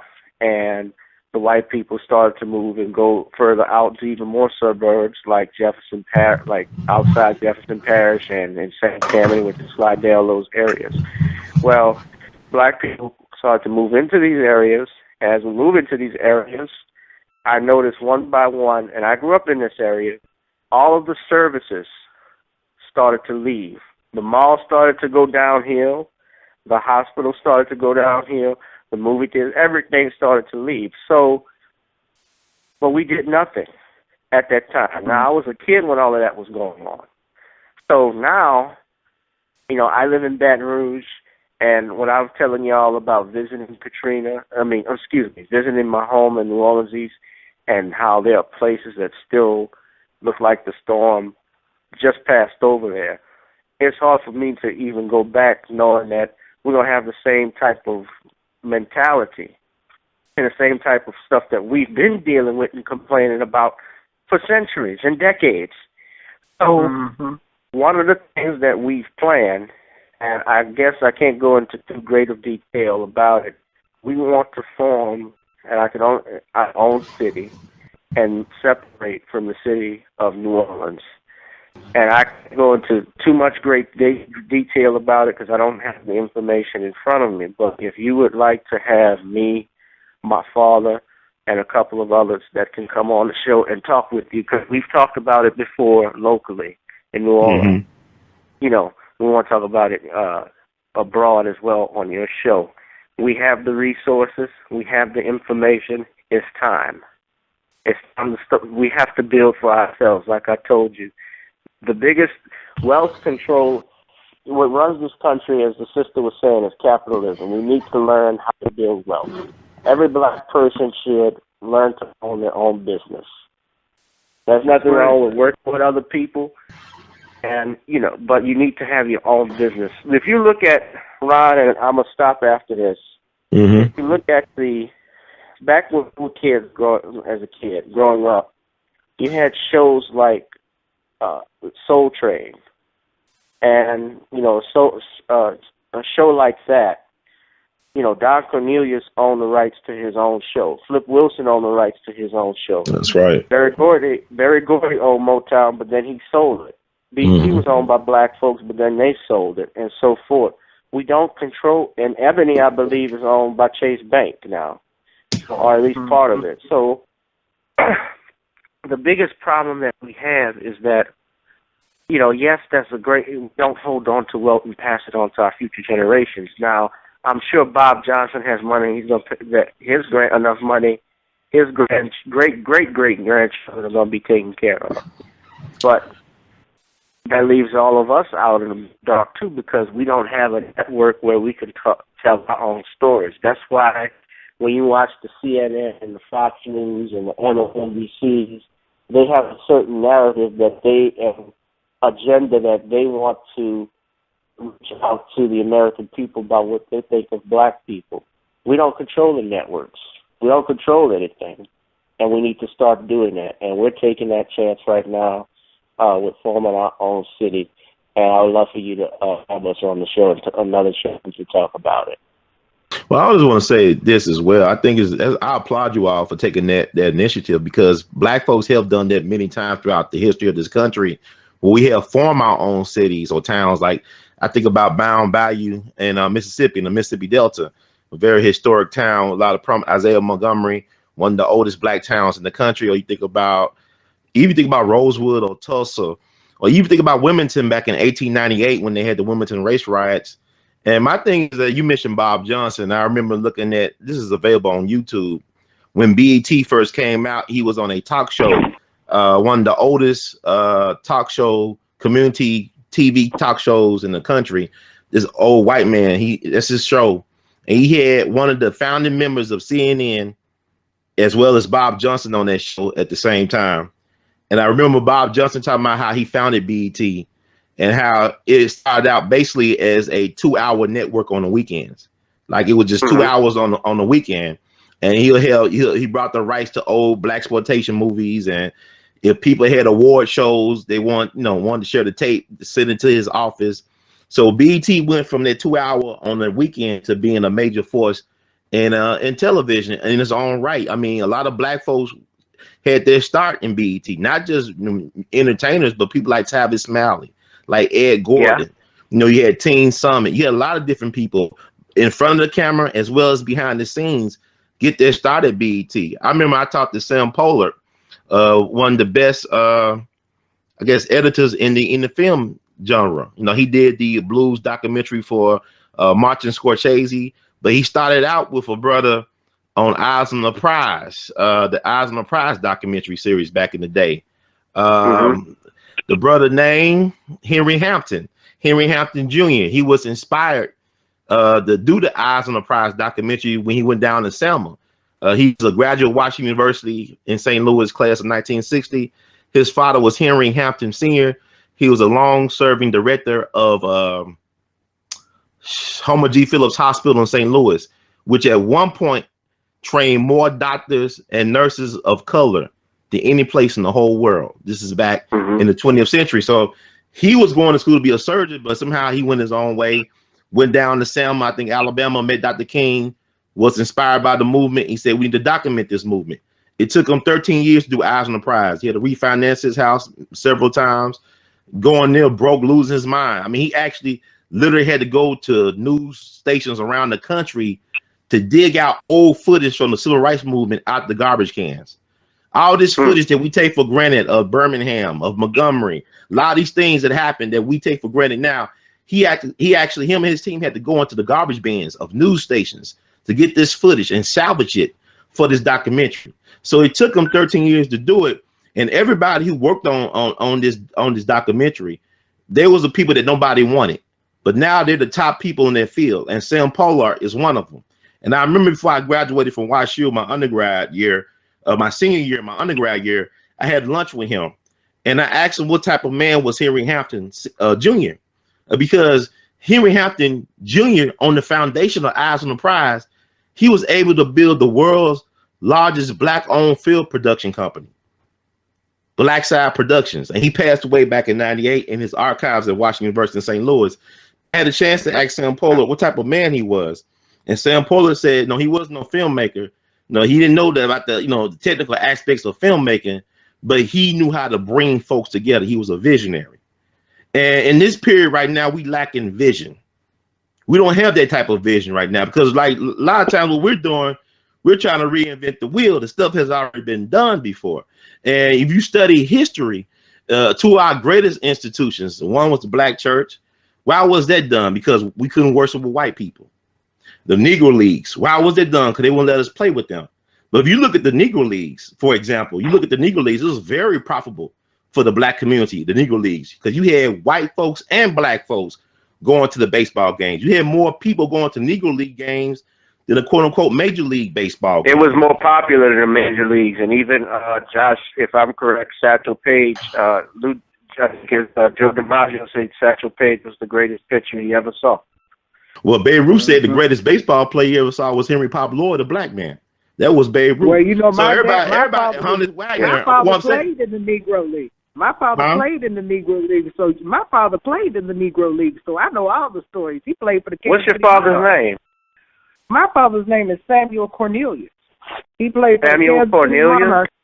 Yes, he went to Anderson College in Anderson, Indiana. He's from Kansas City, Missouri. Oh yeah, that's a hotbed. That was the Negro League Baseball Museum. Yeah, he'll tell you the reason that. What you say? What's going on? No, I just said Casey. That's where I'm from. That's where I live. Oh, okay. Okay, that's Sister Chandra Williams. Everybody's on the phone. Glad everybody welcome Sister Chandra Williams. She's originally from Kansas City, but she's down in Oxford. How you doing today, sister? She's still on phone. Well, what I wanted to say, Sister Chandra, is she on? But what I want to say about the Negro League was the fact that when Jackie Robinson played for the Kansas City Monarchs, and when they was making all that money, that's when Jackie Robinson was brought to the Major League Baseball. And what people don't understand, that the only team that was owned out. Why they pick? It was money, but it was money. Jackie? No, why they pick Jackie? Well, they only picked Jackie. They picked Jackie because he was willing to play the role. But my understanding, he was a soft-spoken man that wouldn't raise no fans. Oh, and Jackie Robinson. I'll tell you. Well, Jackie Robinson. Let's tell her. I'm gonna finish Jackie. Well, I want to finish this point, but I'm gonna tell you about Jackie Robinson. People don't even talk about the Jackie Robinson. People don't even know about. But the point of the matter is, he played for the Kansas City Monarchs, and it was the only team that was owned by a white man. The only team that was owned outright by a white person in Negro League Baseball, when they're making all that money, was the Kansas City Monarchs. The guy name was J.L. Wilkerson. He the one that brought the light. He made the night baseball game. Like, he brought light to baseball so you can play it at night. But also he was good friends with Branch Rickey, who was the general manager for the Brooklyn Dodgers. So it was an inside job. I tell people, it's always an inside job since the days of Jesus. And Jackie Robinson, let me get back to Jackie Robinson now. Jackie Robinson never played baseball when he was growing up. This man was a world-class athlete. He was a prominent, running back for UCLA. He played anything but baseball. He just decided to play baseball while he was in the service because he was so damn fast and he was so strong. And they said, why don't you play baseball? I said, okay. He gave it a try, but Jackie Robinson was court-martialed down in Texas. He was part of the 761st Tank Division, the Black Panthers. There was a famous all-black tank battalion under General George Patton of the 3rd Army. And he was court-martialed because he was on a bus and he went off on a white bus driver. He was about to pull his gun on his white bus driver. So this man stood up for himself. This is before Rosa Parks in the 50s. This is back in the 40s, where they were killing black men in uniform. They were lynching black men still. I mean, matter of fact, they hanged Emmett Till's father over in Italy, Louis Till, for some other trumped up charge, supposedly. But what I'm saying is Jackie Robinson faced court-martial for standing up for himself. Now, when he got older, Jackie Robinson realized he was a pawn. They played him because Jackie Robinson died in his early 50s, but he had the body of an 80-year-old man. Yeah, he was real sick. He was legally blind, but they made white supremacy made him sick though, because they used him, they tricked him. Well, you remember this too, brother. I watched the old highlights.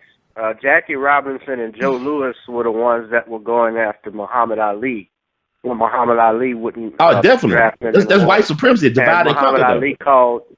Muhammad Ali called Joe Louis Uncle Tom, and but years later, they reconciled and so forth after that. But, Joe Louis, too, who was a great, my grandfather always tells me Joe Louis was the greatest boxer ever lived, just like those barbers in Coming to America. Joe Louis was the greatest boxer of all time. That's right. He better than Sugar Ray. He better than Cassius Clay. And he better than, who that new boy they got there? Martin, make that boy look like a bulldog. That's right. But Joe Louis too. But that's what the game does. Joe Louis, he held the title longer than anybody, did so much for this country, and he had to face income tax invasion by the United States government. And to the point it was so embarrassing, they would actually, when he would finish like refereeing a boxing fight, when he retired, the IRS would come in there and take his money right out of his hand. That's what they would do. Yeah. He donated $1 million to the government. He donated $1 million to the government. It still came out to him. Yeah, and the only way, that got cleared up, he had friends like Frank Sinatra who, took care of him and took care of his medical bills and so forth, and a couple of other people. But that's what the game does to you, man. It's no different. Look what's being done to Bill Cosby right now. Yeah. Look what happened to Michael Jackson. Michael Jackson owned. Did you know Michael Jackson owned all of the rights to the Beatles and Elvis's music? Oh yeah. And half of Sony. Half of Sony. Half of Sony. Yeah. He owned half of country music. Yeah. He owned the rights to Dolly Parton's music. Yeah. There you go. That's why they had to get rid of him, because he left Sony. That's why they. Right. It's all about the money and how that relates to, what I'm saying with Katrina. When you look at the monies that were donated, you had, keep in mind something, Brother Ron, and everybody else, you had all of this money. I'm not just talking about the monies allocated by the government. George Bush allocated about 150 to 160 million to the Gulf Coast during Katrina, and after Katrina. And you had charities like Red Cross that raised hundreds of millions of dollars. You had monies that was donated through NBC Universal when Kanye West made that George Bush don't care about black people fake. $50 million was raised. When the New Orleans Saints played the New York Giants on a Monday night, that was the Saints' quote-unquote home game, but it wasn't, because they played it in New Jersey where the Giants play. They raised $5 million. Where did all of that money go? Ask yourself that. I'm not just talking about, and the $700 million that Congress allocated. George Bush gives $150 million. Where did all that money go? A good book that you need to read too, not just my book, but this sister, her name is Zelia Williams. She wrote a book called Why Can't I Get Over Katrina? She was a advisor or consultant with ICF, which is a private company. They were the ones that was working under the Louisiana Road Home program. I don't know if you've heard of the Road Home program. You probably did. But that program basically was the ones that Kathleen Blanco and the state set up, in which they could give money for people to the storm. And if they didn't have the monies to rebuild their house, they could buy them out. But it was a big Ponzi scheme. And what they would do was they looked at the pre-Katrina value of a home. Let's say a home is owned by a black family, and they looked at the zip code that you're in. So, like, the zip code that I lived in was 70128. So, if you had a black family that had the square footage, a certain amount of square footage, they would give you the pre-Katrina value, which wasn't shit. Excuse my language. No, go ahead. And the next thing, but if you had a white family, and let's say their zip code was 70117, same zip code, same square footage, same number of children, same number in the household, they gave far more money than what they did at pre-Katrina value. They didn't do pre-Katrina value for them. And in 2011, it was found by, I believe, Judge Henry Kennedy that the Road Home program was discriminatory, and they reached like a $61 million settlement. However, I have a couple of sources that told me this, and he looked this up, and another brother you could interview, Mr. Carl Galman. He's head of the Louisiana Anti-Apartheid Committee. Mm-hmm. This money's, the judge in that case could not award that settlement because of the 11th Amendment, which prevents, the state from being sued, by the government. The state can't be sued by the federal government, or you can't sue the state. Another thing told me, I was advised, was that the people who filed the lawsuit, I believe the attorneys for the NAACP, they did not request a remedy. They only requested that the judgment be made, that this was discriminatory. So this was the type of stuff that was going on, and it's still going on to this day, that these people are trying to take the land of New Orleans, that area of land away from black people. I have a very reliable information. When I did my research into this book, it was recorded in 2006 in the Times-Picayune that the St. Bernard Parish Council voted for oil drilling to take place in St. Bernard Parish. What separates St. Bernard Parish and the Lower Ninth Ward is Jackson Barracks, which is the military base. And just to answer your earlier question about the death toll, that death toll is far higher than what they say, because I know people, and from what my father told me, he works at a naval station and he meets some of these soldiers. He said once they got out in the water, the bodies were popping up. So that number, and even Mama D, if you watched her C-SPAN interview with the rest of the evacuees, I don't say refugees because we're not refugees. We're citizens, American citizens. And I had an issue with that earlier this week when I was talking with someone, but I don't want to get into that right now. But she was asked by Cynthia McKinney, did you believe the number of people that died? And all of them said no, the number that they were reporting. But to get back to my point and to what I was saying, under the ground, and I saw this for myself, there was outside on Judge Perez Drive in St. Bernard Parish, there's an oil well that they're drilling for oil. And the Lower Ninth Ward is right on the other side of Jackson Barracks. The Lower Ninth Ward's canal has widened ever since Katrina. I don't know if people noticed that either. That area of land, including the Lower Ninth Ward and New Orleans East, is prime real estate because it's surrounded by water. It's prime real estate for the harbor and shipping industry, for ports, people to come in, because New Orleans has always been a port city, being that it's surrounded by water. That area is prime real estate. So you have the shipping industry, you have the oil, and that's even in New Orleans East too, because there's been brush fires that have been going on for several weeks in New Orleans East, in the marshes. That's not from somebody throwing some cigarette match and dry trees. That's natural gas.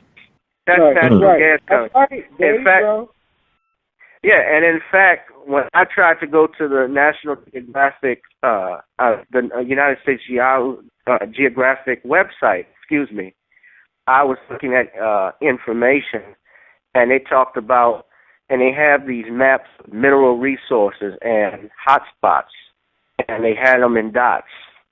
And when I took a look at the map, and I saw this with my own eyes, that area of New Orleans, like where New Orleans East would be, where I live, that was in one of those areas, those designated spots.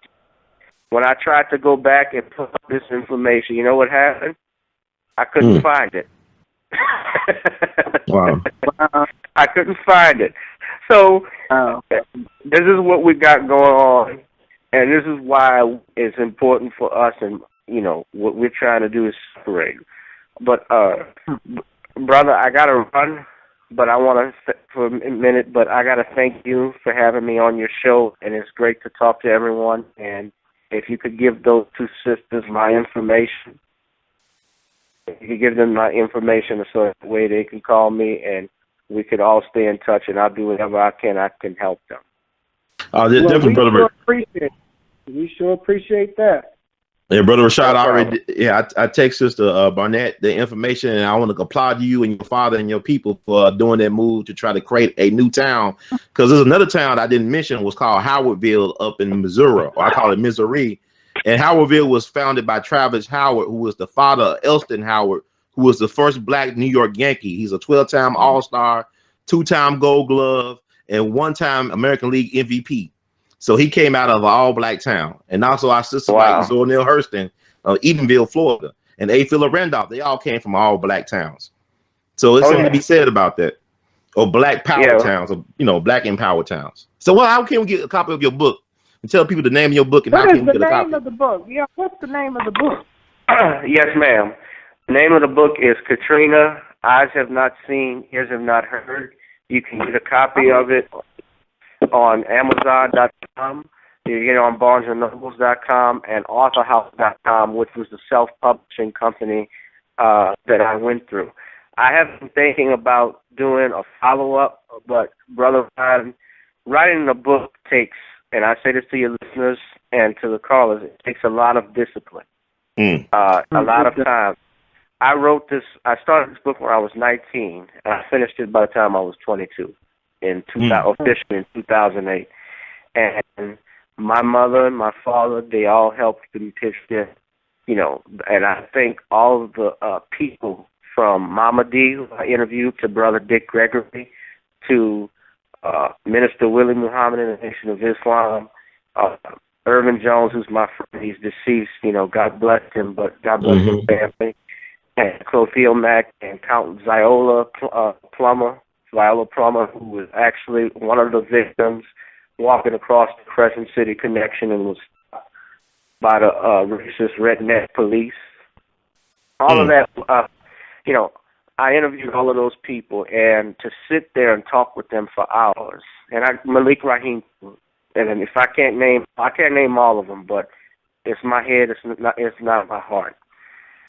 It took a long time just to sit there and listen and to not cry. It's hard. To hear those stories. It was difficult, and sitting up, you know, long nights. You know, sometimes I'm talking about 3 o'clock in the morning, finishing a page, in a few pages, finishing a chapter, and then getting up to go to school. You know, I had to do all of that, but it was worth it. And you know, and so I wanted to write this book so that people could know the truth. And you know, there are other books on Hurricane Katrina, including the lady's book, who I mentioned, Ms. Williams' book. You know, Brother Michael Eric Dyson, Come Hell or High Water, he wrote an excellent book. Also, there are a couple of others, but the real hurricane that destroyed New Orleans wasn't Katrina. The real hurricane was the United States, the government, FEMA, and these private individuals that are trying to steal this land and continue to do this.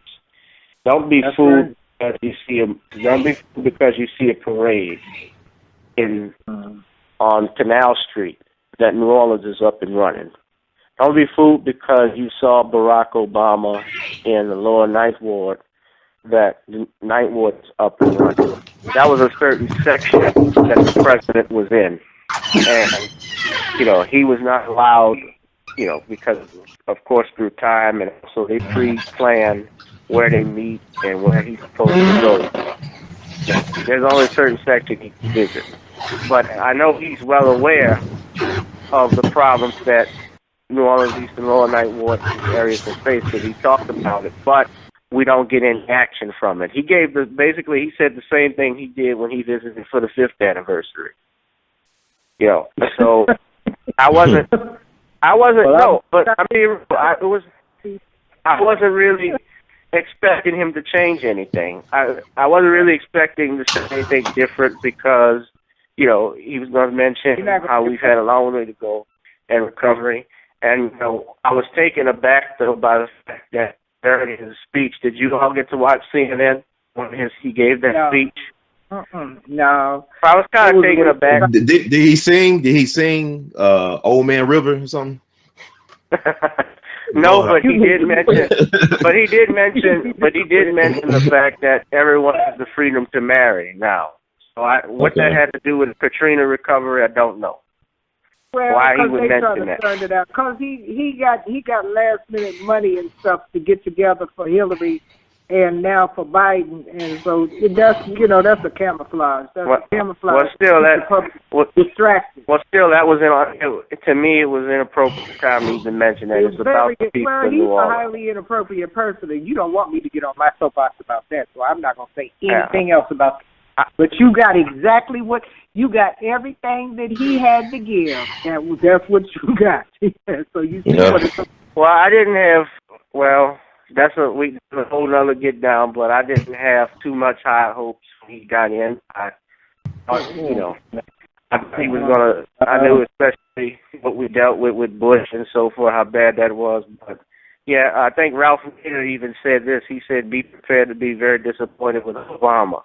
And I can't say that, he has done a few good things, but I can't say all of them have been great, and it hasn't. Well, I'm gonna ask anybody this. I mean, why do people care about who's president? I mean, the power is not with the president. The power, really, if you want to be honest about it, if you really want to be powerful, it starts at the bottom. It's who's on the school board, who's the alderman or a city council person, who's in city hall.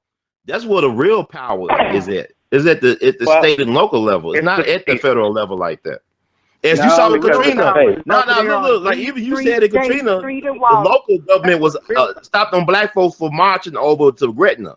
It was the local police department. It was the local citizenry, the local mayor that stopped on black folks who was dehydrated and starving, like you said in your book, in your wonderful book, from marching into Gretna, from getting to New Algiers. It was the local people that did that, and the federal government didn't do a damn thing. It was the local people that killed Emmett Till. It was the sheriff department that killed Swerner, Cheney, and Goodman down there in Philadelphia in Neshoba County, and the federal government didn't do a damn thing. It was the local people who race rioted in Wilmington, North Carolina back in 1898, and the governor knew about it, and the White House knew about it, and the federal government didn't do a damn thing. The FBI didn't do a damn thing. What's the federal government going to do? All the power was local. It's all local. Mm-hmm.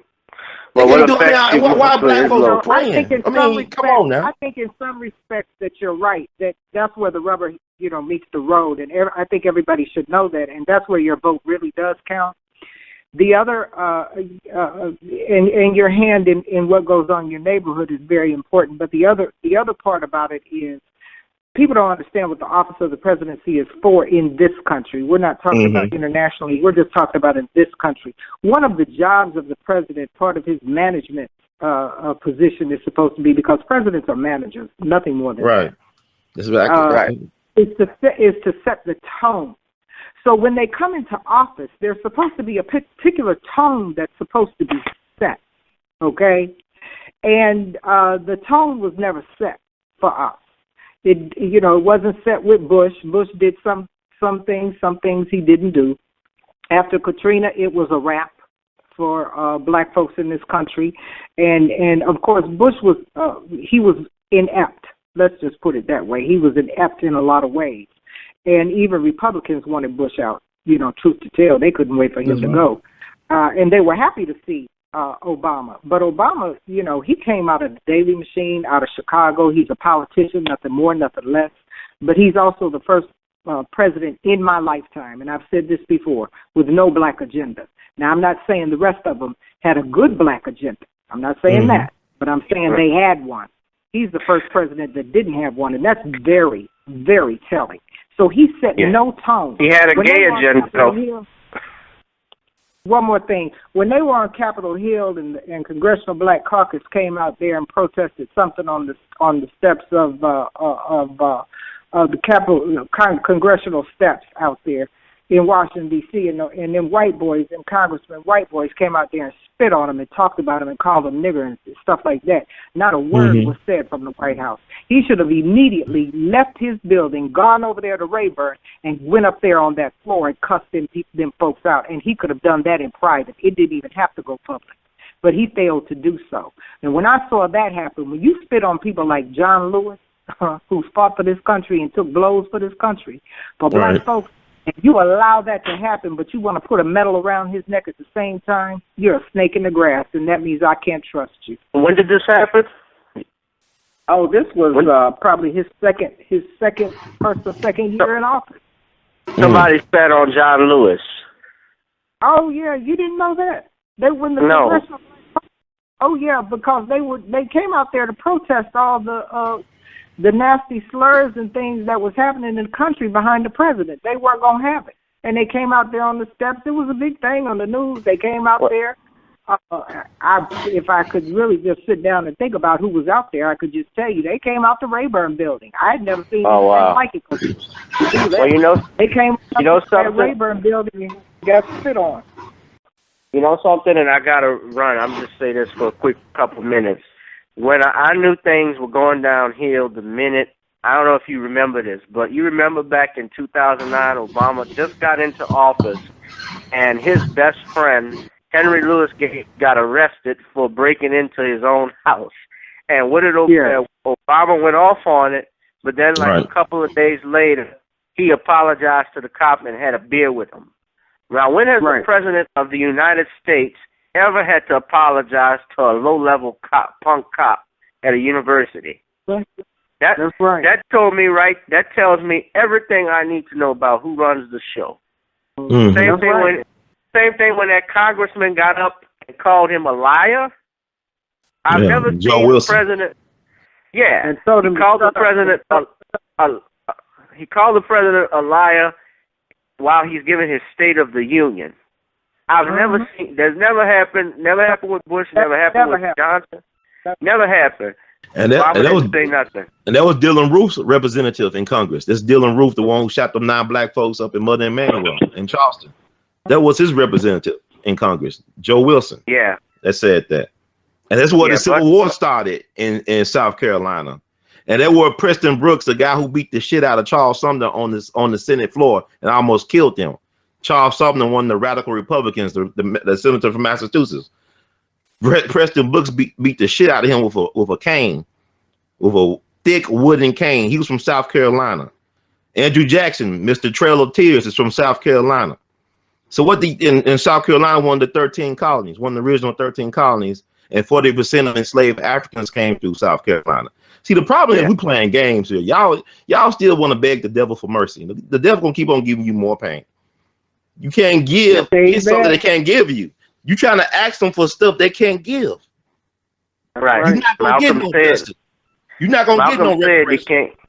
Yeah, Malcolm X said it best. He said that if you're begging somebody for rights, then you've already lost. You got to take your freedom. Malcolm X said you got to take your freedom. Yeah. You got to take your freedom. Everybody, I enjoyed everything. Thank y'all so much. And I'll be in touch. Most definitely. And like I said earlier, keep the faith and keep everyone in prayers. And brother, I hope you keep in touch with me, because I would like to do a show about that with my people, if that's okay in the future. I mean, it's always okay, but also people need to learn we got to support black media too, because the reason why we know about Emmett Till and all these cases is because you had a black media and you had the race beat back in the day. You had the Chicago Defender, you had Jet Magazine. If it was for Jet Magazine, a lot of people never knew about Emmett Till. or the Pittsburgh Courier. So we got to have independent black media. We go back to the Freedom Journal. We go back to the Freedom Journal. But every leader, New Orleans Tribune, yeah. But every leadership, Marcus Weekly. Garvey, Frederick Douglass, David Walker, go to the Appeal. David Walker, they all talking about some manifesto. That's the best manifesto ever fucking written in America. David Walker's Appeal. Read that, man. That's a real manifesto, and got them killed. So what I'm saying is, we got to support the folks that help control our narrative and tell our stories, and that's what's lacking in this. We lack a backbone as a people, and we lack control of our storyline. Keep on begging CNN to show what they ain't gonna show, or MSNBC to show what they ain't gonna show. And Malcolm, one of the greatest things he ever did for us was he told us how powerful the media was.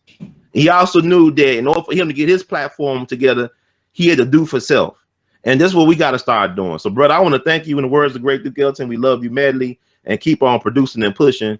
And we'll see you. And look for me in the whirlwind. I'll look for you in the whirlwind, in the words of Garvey. All that good stuff. Gotcha. All right. And we Take care. You too, man. God bless. And we got, a little bit more, like a little under an hour left, because I think it was important. Like, this is my first show doing. God bless everybody. God bless you, brother. All right. Take care. This is my first time doing the Google Plus Hangouts format. I'm trying to learn, and technology could be a wonderful thing. It could be a horrible thing as well. So I got, less than an hour left, and we got some things I want to cover, because this is also Black August. I always call this Black August. I think this is the real Black History Month. Now, wait a minute. But now what is Black August? Because I hear y'all talking about it. What is Well, it's a Black August deals with like Black Revolution, Black Rebellion. You think about all the things that happened in August. Like, for example, today is the birthday of Fred Hampton Sr., Chairman Fred Hampton Sr. of the Black Panther Party out in Illinois, who was assassinated by the state back in December 4th, 1969, at the age of 21. He was the one that came with Rainbow Coalition, because he was organizing street gangs in Chicago. And also yesterday was the birthdays of Michael Jackson and Charlie Parker, two of the greatest musical geniuses of the 20th century. They were born August 29th. You had Nat Turner's Resurrection, which took place August 21st through the 23rd, 1831. Marcus Garvey, our greatest black mass leader, was born August 17th, 1887. You had Louis Armstrong, born August 4th, 1901. And also Paul Mooney was born August the 4th. And you have all these great black folks that were born. And then you got George Jackson, the Soledad brothers. Hugo Yogi Purnell was just recently assassinated by the state out in California. He was George Jackson's best friend. They killed him. He was in solitary confinement for years, put him in general population, and he was assassinated. And the state officials make no qualms about it. They say he was assassinated. See, this is wrong with black folks. Mumia Abu-Jamal should not be in jail. Ashada Shakur should not be in Cuba. That's how weak we are in this period. That's how weak we are. Where's the Black Liberation Army? You see, that's the problem. We so afraid. We're going to die anyway, but you die a spiritual death every day when you live like a coward. And then we pass that on to generations that come after us. Because even the black church is very afraid right now. But go ahead, I'm sorry. Let me ask you this. I want to ask you, and I want to ask the other young lady that's listening. Sister Renee? Yes. Here's the thing with me. The people that is in this, they call it the new movement, which I didn't know any of it was new, because I've been out here 55 years in the movement since the age of 3, and none of this is new. Okay, right? Like yes, ma'am. But they said they don't want any help from elders, and I guess I would be considered an elder at this point. And they talk bad about us. See, I wasn't raised like that. My generation didn't come like that. We listened and we learned. And we had to hone our skills, and then we had to get on out there. What is the problem, do you think, between the generational differences that's going on over here, where these kids, and I call them kids, but they're not kids, where the younger generation does not want our help? And what makes them think that that they're able to even, and I'm just going to use this as an example, even go into YMCA, because, my father wrote the resolution to desegregate YMCA. So I'm just going to use that one thing. Okay? What makes them think that they don't need to listen and learn to people who've been there, done that. That's what I want to know. That's a great question. Sister Renee, you want to answer that first? Queen KC. Is she on there? I'm trying to see. Sister Renee, are you in there? Well, I guess, sister, I'm glad you brought that up because I was talking to some young people because I went to Ferguson several times and I talked to some of the activists. I'm saying, I remember when the Ferguson thing first happened last year, I was down there and I was telling them, y'all remind me of Fannie Lou Hamer. They said, who's that? What about Mississippi Freedom Democratic Party? Y'all trying, what's that? See, we don't know a lot about our history, and the things we do know, we get it from our enemy. Our enemy talked about the nonviolent thing with Dr. King, which is not true. It wasn't a lifestyle, it was a strategy. Nobody can be reasonably nonviolent in a system that it is created through violence. Nature is violent. This system is violent. Even Dr. King recognized that, and he was changing his ways until they killed him. So you don't know what Dr. King, where he was headed at with the strategy changes. But I think the problem is you look at Dr. King's generation, right? You look at Dr. King, his peers was A. Philip Randolph and Adam Clayton Powell Jr. These guys were old enough to be his fathers, but they respected him as a peer. Same thing with Benjamin Franklin and Thomas Jefferson and John Adams. Benjamin Franklin was way older than Thomas Jefferson and John Adams, but he was respected as peers because you cannot have a successful revolution of any type without without intergenerational collaboration. And the powers that be understood that because white power, its basis is divide and conquer. Black power is unity and solidarity. And as long as they keep us divided and conquered, white power will always win. And our people have no knowledge of self. That's the problem. When you talk about education, when the sister's talking about, white supremacy and the education, what we get in our school systems and what we get through, getting positions and titles, this is not an education. This is indoctrination. This is assimilation. Because to get a true education is to get knowledge of self and to have power in who you are, knowing where you came from and who you are today and where you can go tomorrow. We lack knowledge of self. And that's why the young people act the way they do. It's like, even when older people blame the young people, it's like, if you in the NFL, you don't blame the rookie for the Redskins. The rookie is not responsible for what's going on with the Redskins. They got to learn the system. It's on the veterans and it's on the league, the cultural league, but it's not the young people's fault. And sometimes I hear some older people, they blame the young people for everything, but they learn from adults how to act in the system. It's like when the brother talked about McKinney, Texas, and one of the fathers of the teenagers who was assaulted by the police at their pool party, he said the only reason he found out what happened to his daughter was by looking at his timeline on Facebook. Now you got to ask yourself, how many times did that happen? And the kids just accept that as being normal because how they saw their parents respond or react in this system. And that's the issue. We're not saying that. Like I said, where has the victory been? Like we keep on celebrating these hollow victories, these like the Selma Bridge and the Voting Rights Act. All this stuff, whatever they give us, they take away. It's a God complex with white supremacy. Whatever they gave us, they take away, and then they replace with something else. And while we got our head turned looking at a bridge and crossing the bridge, they over there checking your zip code because when he talks about the zip code, this was something that I learned when I was in my 20s because I was taught that. You was taught that. Yes, ma'am. I understand that everybody didn't come up the same way I did. I get that. I really do. I get that. But the other part about it, because I lived in a household where black was highly represented in my home that I grew up with. The art was black. The friends were black. I was in a totally white environment, but my home life was totally black. So there was a clear distinction of who I was. I was never confused about who I was, okay? And I'm a little bit fair-skinned, and I remember saying to my father, this was, I was much, much younger. I was in my preteen. And I said, well, I must be adopted because I'm not the same color as y'all. He said, if you don't know what color you are, go look in the mirror. And I'd stand in the mirror. This is a true story. I'd stand in the mirror and just look, didn't understand what he was talking about. I'd go back and I'd say, well, I'm still not part of this family because I'm not the same color. He said, if you don't know what color you are, go ask the white man. He'll tell you. And the way my father said that let me know I was black, and there was no going back from that. You understand what I'm saying? And that I had a duty and an obligation inside of that. And I think that's being lost on this generation. We have a duty as a black person in this country to move black people ahead. It ought to be a given, just like that young lady said. Yes. People walking around talking about they're pro-black.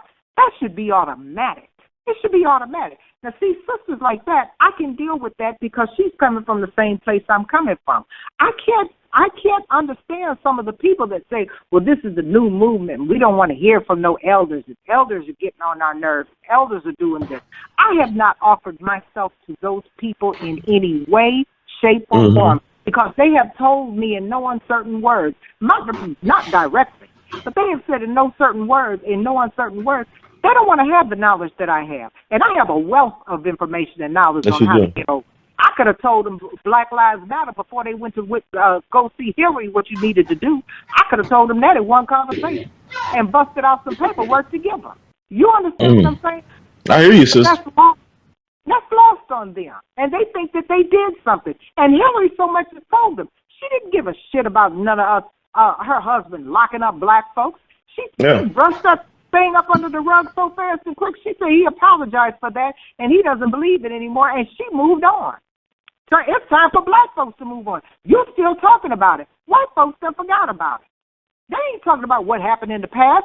You need to talk about what's happening here and now. We know what happened in the past. That's something for us to talk about at the kitchen table. What we want to know is what kind of policy are you going to put in place for us? Can we get it in writing? You got to know how to talk to these white folks.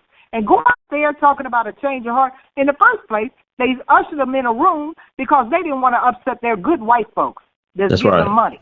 That's why they was in that sequestered room. And you can't run up on Hillary Clinton. She's had Secret Service for I don't know how long. You think you can just run up on her?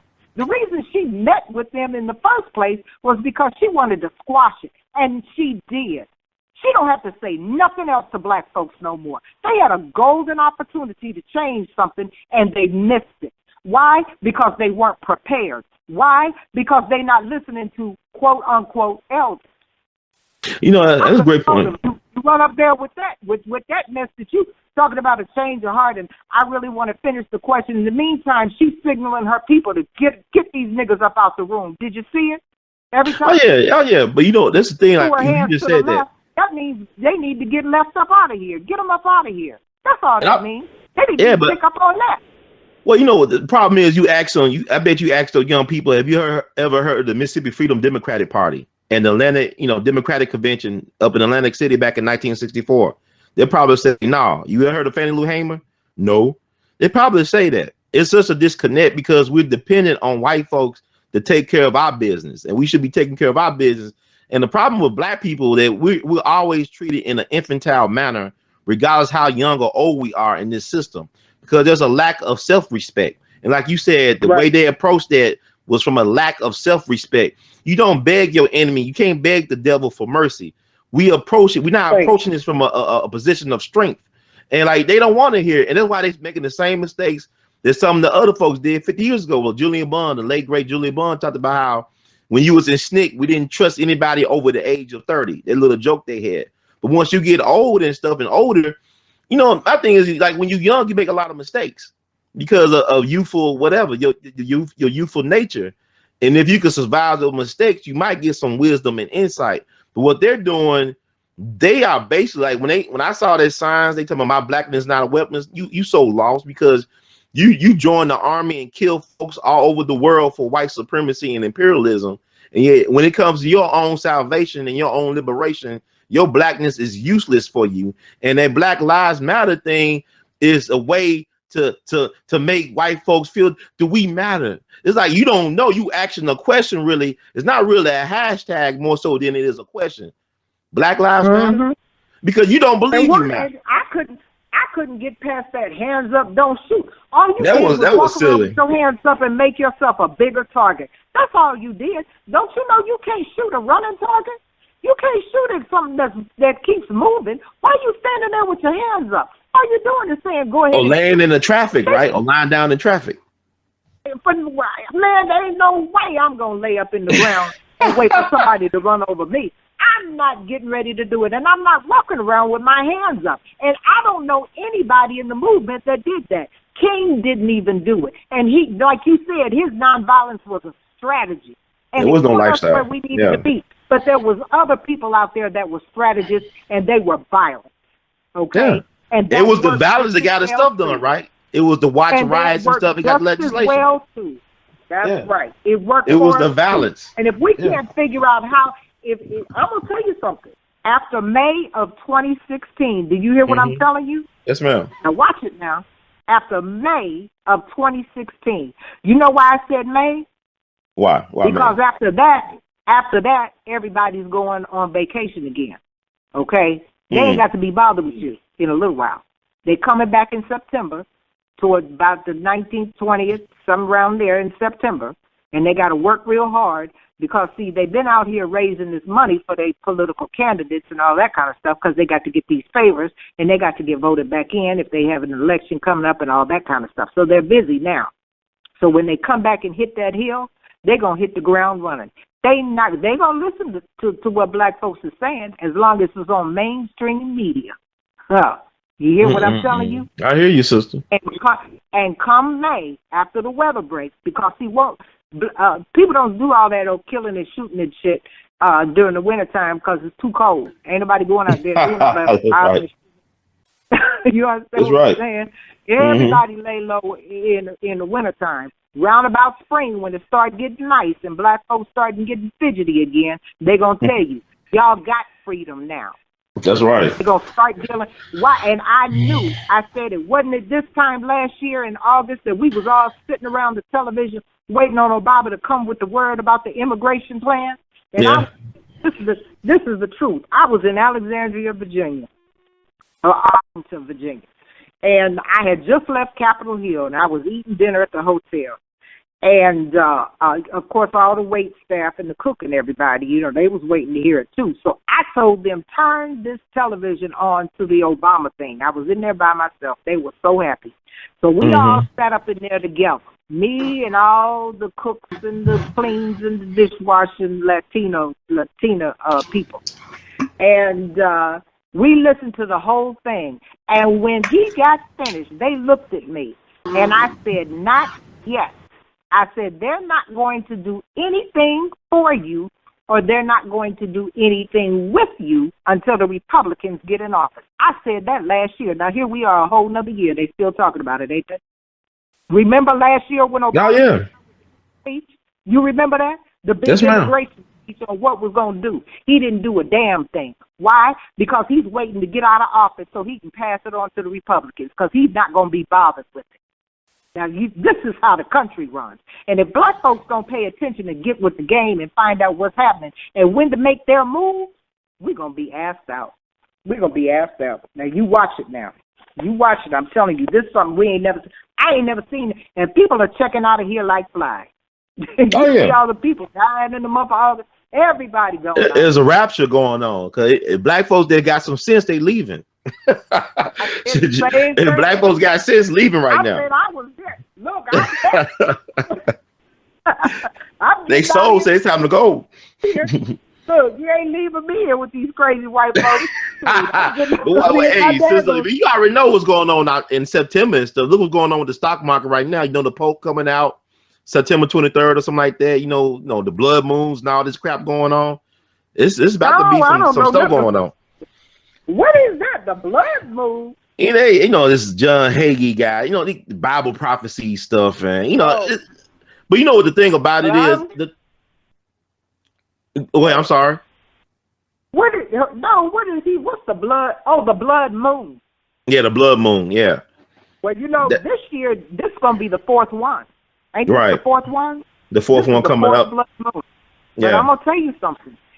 People are not recognizing the signs and the symbols about black folks either. Black folks ain't even recognized that they are the sign and symbol.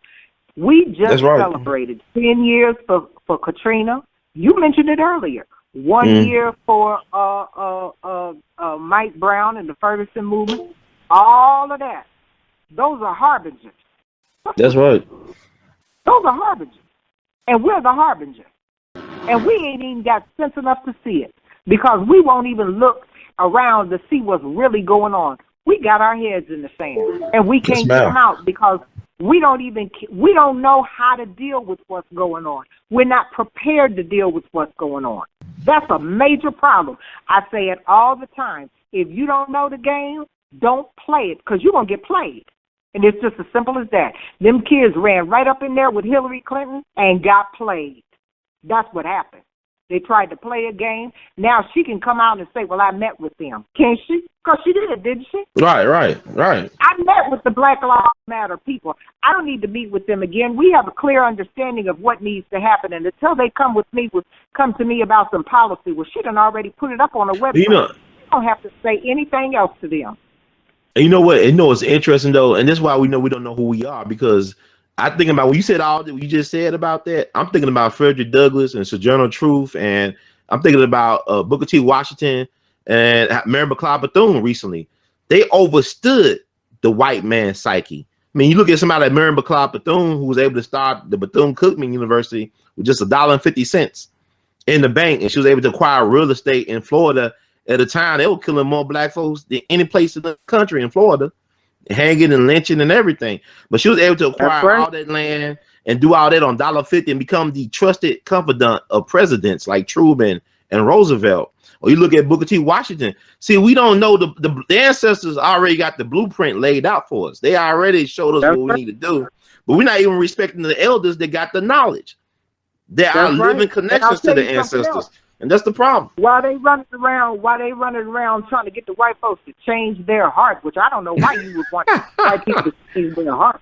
That's right. What that got to do with policy and procedure in this country? Nothing that I know of. You can have a bad heart. I don't care. Long as you abide by the rules, then we good. Okay. But my thing is this: why they running around here talking about change your heart and all that old kind of stuff? They're not talking about having respect for themselves. And I'm going to tell you something about white folks. And if there's one thing I know about, I know white folks. You hear me? I know them. I know them at the back of my hand. I can tell you what they're going to do before they do it. White folks, and I'm talking about even the most racist white folks, white folks have more respect for black people that don't want to be with white folks. They like you better if you don't want to come over there by them. They'll even help you stay over there where you at if you got a game plan to help yourself. That's how I feel. My father sat with Strom Thurmond while you was talking about South Carolina. That's right. My father and Art Fletcher sat down with Strom Thurmond and told him why it would be to his best benefit and in his interest to stop the stoppage of the vote for the Martin Luther King Jr. holiday bill. Strom Thurmond. I got receipts. I got receipts. I got pictures. I got everything. I got the receipts on that. I know the story on that. You know what Strom Thurmond told him? What he told him? Well, okay, so him and Fletcher, him and Fletcher went up there. They went down to South Carolina. They met him in South Carolina in his office and told him, listen, we've been over there to the Justice Department, and we found out that you have 70 cases, racial discrimination cases against you. And if you don't want this news out, then the best thing for you to do is stop vetoing and blocking the vote for the Martin Luther King Jr. holiday bill. Let it pass. Just let it pass. And Strom Thurmond said, they said, we're going to let it out, and you can't be the senator. We're going to get you out from the Senate. Strom Thurmond told him the Senate is the only place in America where the minority has more power than the majority. Now, that's a political statement. They left up out of there. Strom Thurmond went back to Capitol Hill and voted for the Martin Luther King Jr. holiday bill and pulled my father and Fletcher aside and told them it's not 70 cases that I have against me, it's 80 now. That's politics. That's politics. Do you hear me? I hear you, That's how the sister. game is played. That's how the game is won. Strom Thurmond knew he didn't want his business in the street. He knew that they knew his business. They told him, look, we'll shut up, but you're going to have to do this. You want to keep your job. Strom Thurmond wanted his check, and he wanted that power. And so he let that holiday bill pass. That's how the Martin Luther King Jr. holiday bill got passed. Now, you heard it here, and I got receipts. All right. Hey, man. And also, Sister Renee, are you there? Can you hear Sister Renee?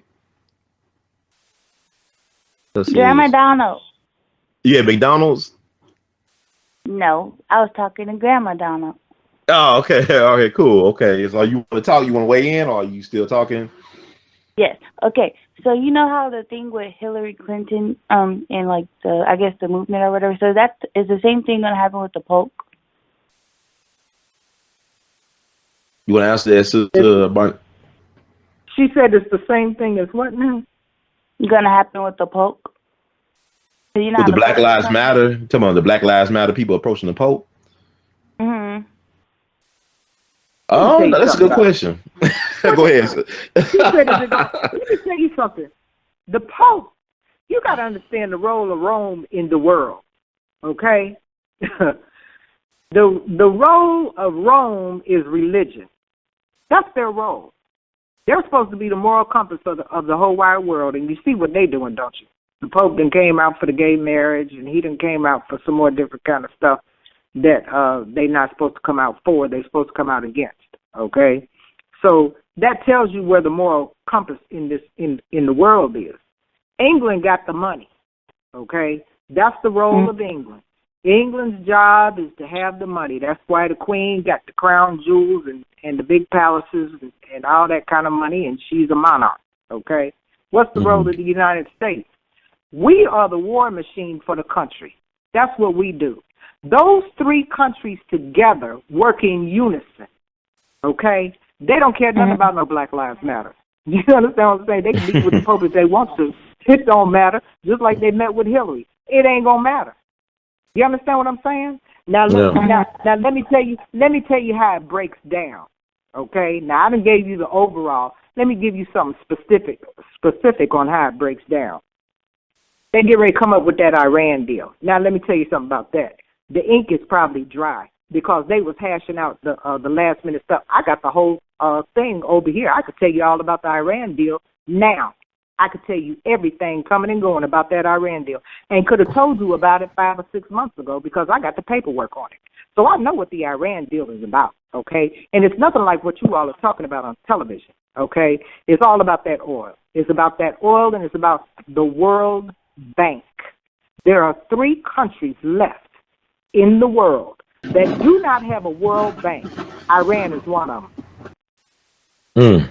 And when this treaty, when this deal goes down, watch and see if the World Bank don't come over there and set up shop and set up business.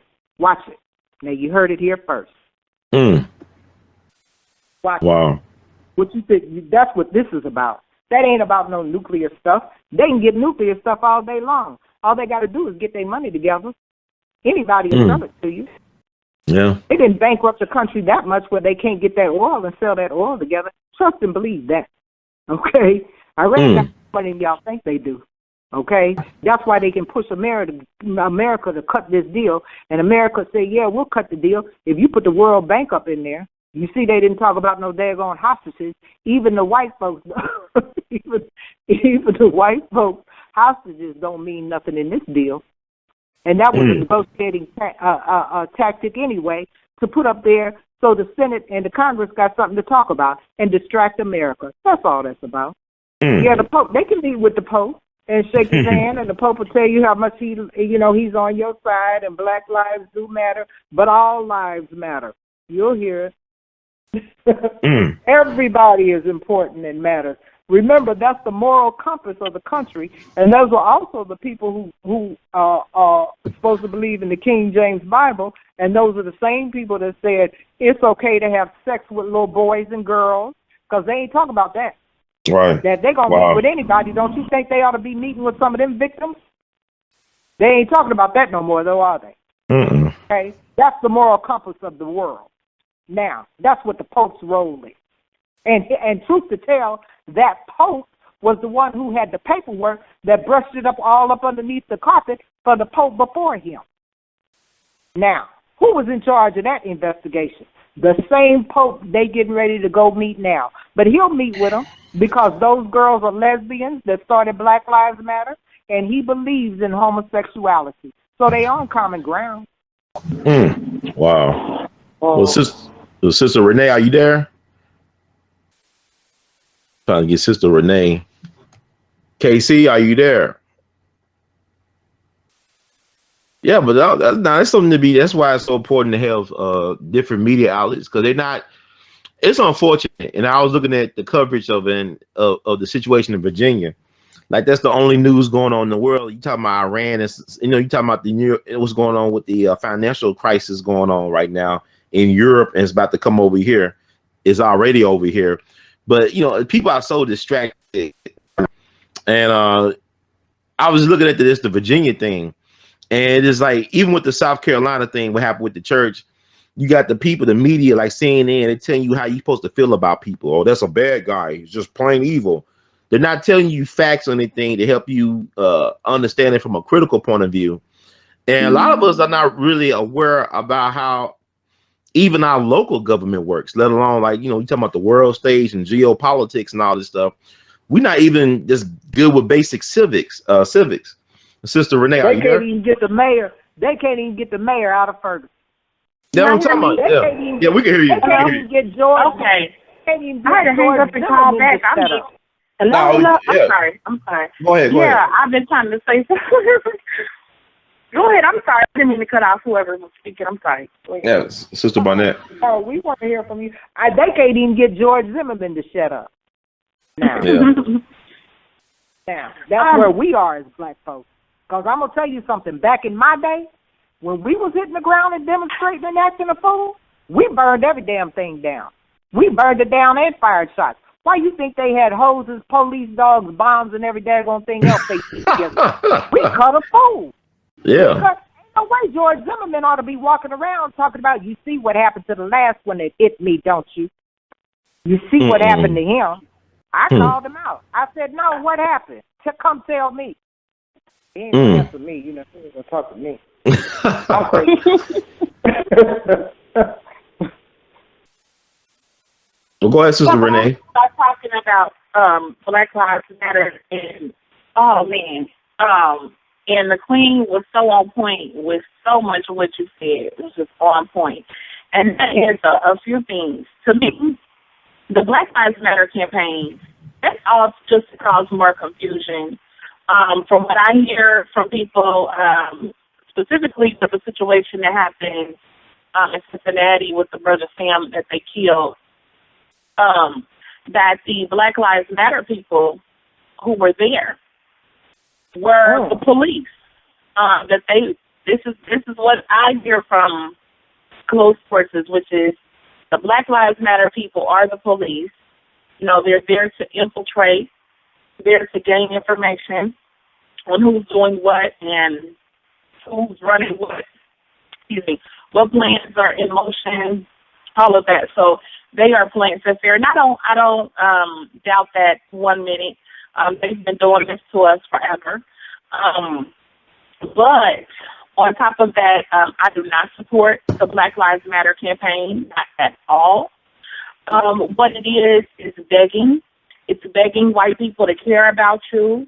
And somebody said it earlier, it's a question. It's like you're asking, do Black Lives Matter? You're not making a statement. You're asking a question, basically. And you're looking for white people to validate you and justify you and tell you that, yeah, your life matters as a black person. Hell no. We know our lives matter, and we shouldn't have to be out here telling people and trying to get sympathy and empathy.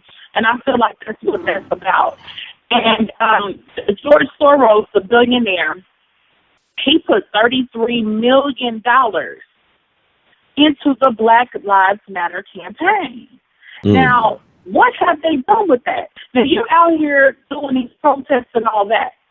The real problem is, where are the trade schools? Where are the job programs? Where are the jobs to be put in the community? Where is the upliftment and empowerment of the community? All of these protests, we don't need that. What else do you have to bring to the table? That's why I think it's there to cause confusion. And the sisters, the queen was absolutely correct. The sisters behind it are lesbians. They feel that homosexual, LGBTQ rights and black rights go hand in hand. This is what these sisters believe. Look it up. Go to their website and they tell you about themselves. And they believe those things go hand in hand. So then we go from Black Lives Matter to Trans Lives Matter, and lesbians' lives matter, and homosexuals' lives matter. This is what their whole underline is about, also pushing the LGBT message at the same time. Now, if you are supposed to represent for Black Lives Matter, that means all Black lives.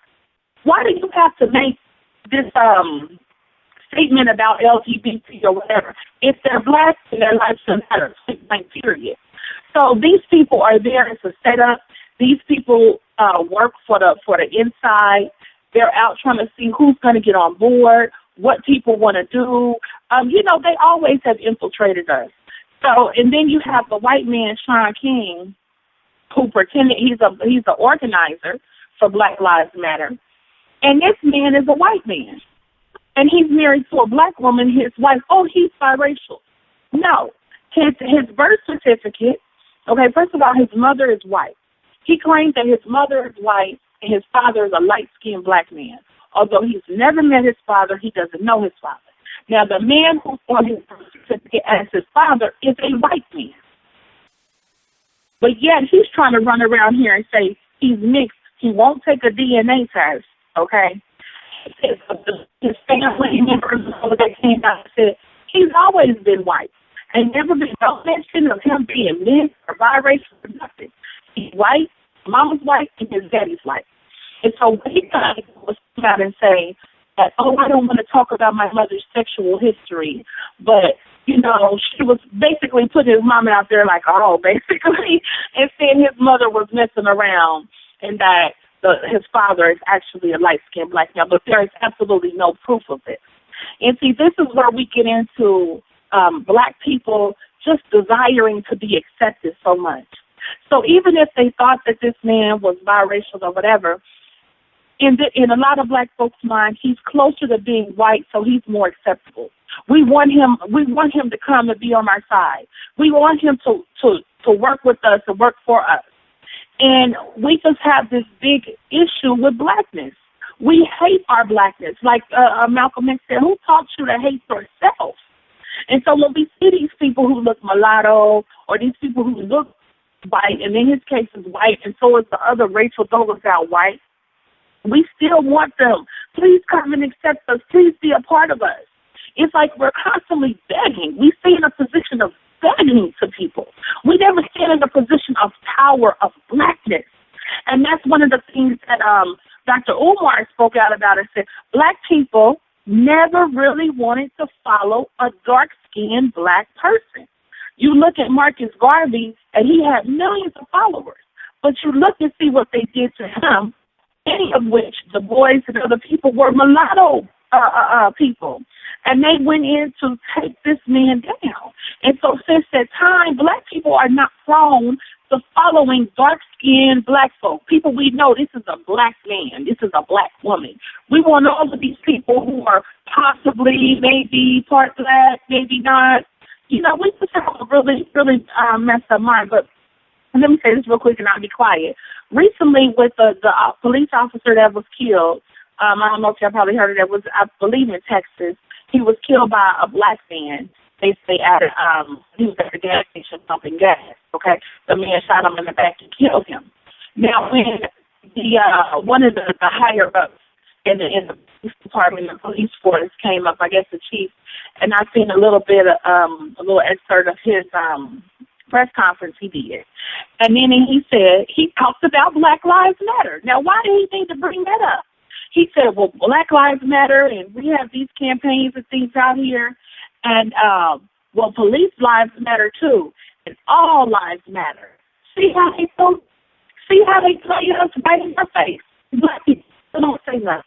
This man sat up here and equated a man who shot this and killed this police officer to the Black Lives Matter movement. And so he is able now to use this one black man as a representative of all black people. In other words, to say, no, black people's lives don't matter. Look at them. Look at what they do. They're crooks, they're criminals, they're beasts, they're animals, and they will kill us in a heartbeat. So now you've had all of these white officers who have killed and maimed and hurt unarmed black men, women, and children. And now when one of theirs dies, the whole world is supposed to stop. Now, for all black people, ain't nothing stop. White people don't care. Nobody cares. But we're supposed to care about this white officer who's been killed. And, I mean, we just constantly get played. We just really get played, and we still don't see it. Well, I'm going to tell you, I said some sort of a similar thing about when that guy, because now, honestly, and I didn't even listen to the news, but they said that those two reporters got shot. I just knew that this is a white dude. I really did.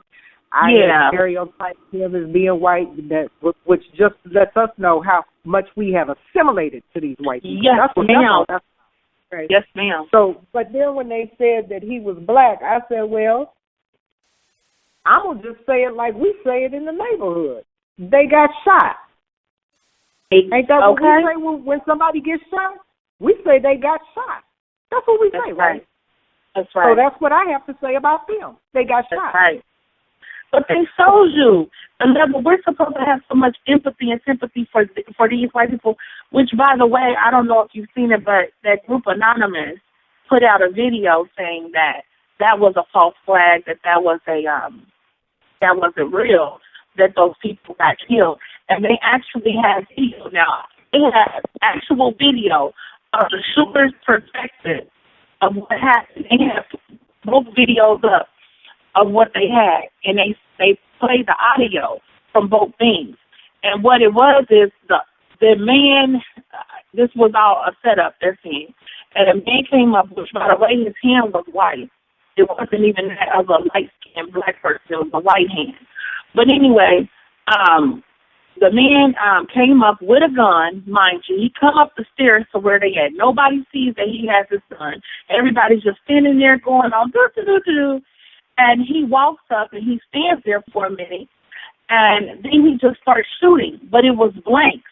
And when he shoots, you can see them jump back and kind of like fall back as if it was acting, as if it was scripted. You got to check it out. You got to check it out.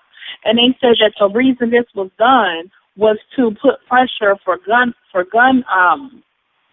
the gun laws, and that the people behind this are the ones pushing to have more gun, to take away more guns and things like that.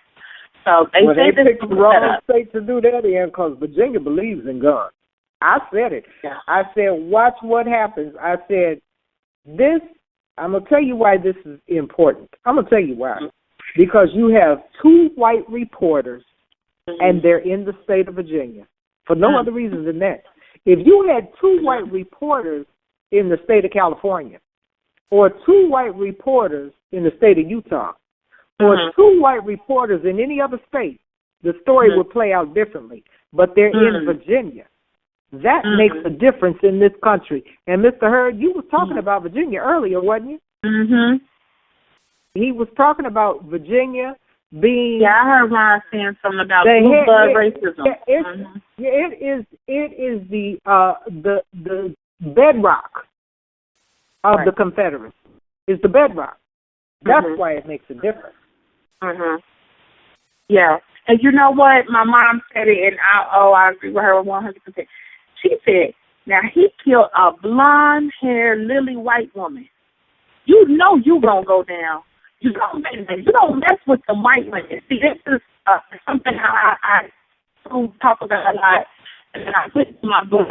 But is that when it comes to the white woman is placed on a pedestal by the white man. She is defended to the utmost. She is respected to the utmost. Oh, well, not always respected really, but she's definitely defended and protected.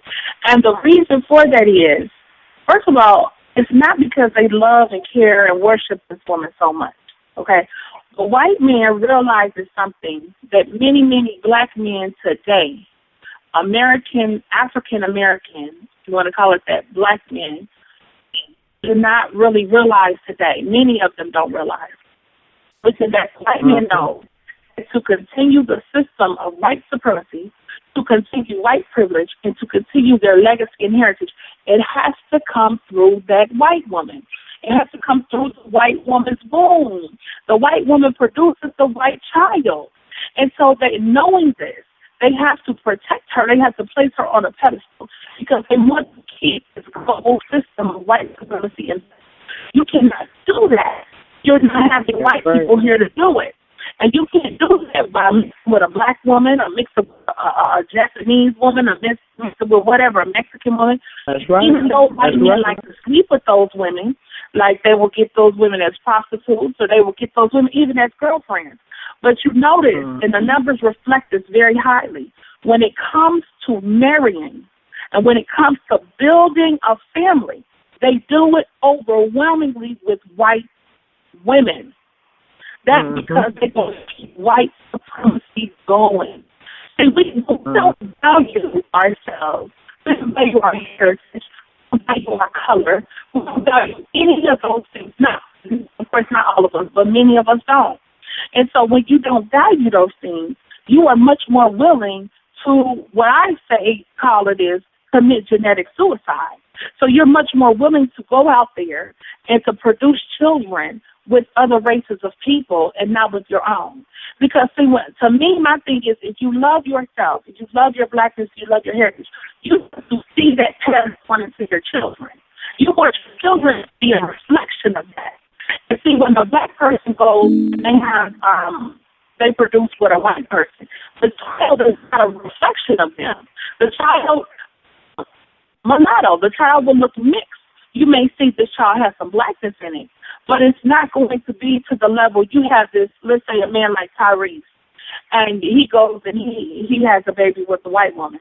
That child is not going to be immediately identifiable with Tyrese because you have gone outside of your own race, outside of your own natural partner, which is a black woman, to produce. So you don't pass on black heritage. And then those mulatto or those mixed children can go on to reproduce. A lot of times now they're reproducing with white people, going back in the direction of whiteness. So then we continually water down our blackness. We continue to lose our blackness because we're not valuing it at the basic level. I'm going to tell you this. My cousin is a clinical psychologist, and she did some research years ago, and then she updated the research on children from black-white relationships. And what she discovered years ago and what she updated her research to say was, and this is just a synopsis, is that those children are confused. And she did the study 20 years ago, and she said they're confused. And she updated the research and looked at it again, and she said they're still confused. She also did some research on children of same-sex parents, and she said they're highly confused, and they have a higher suicide rate.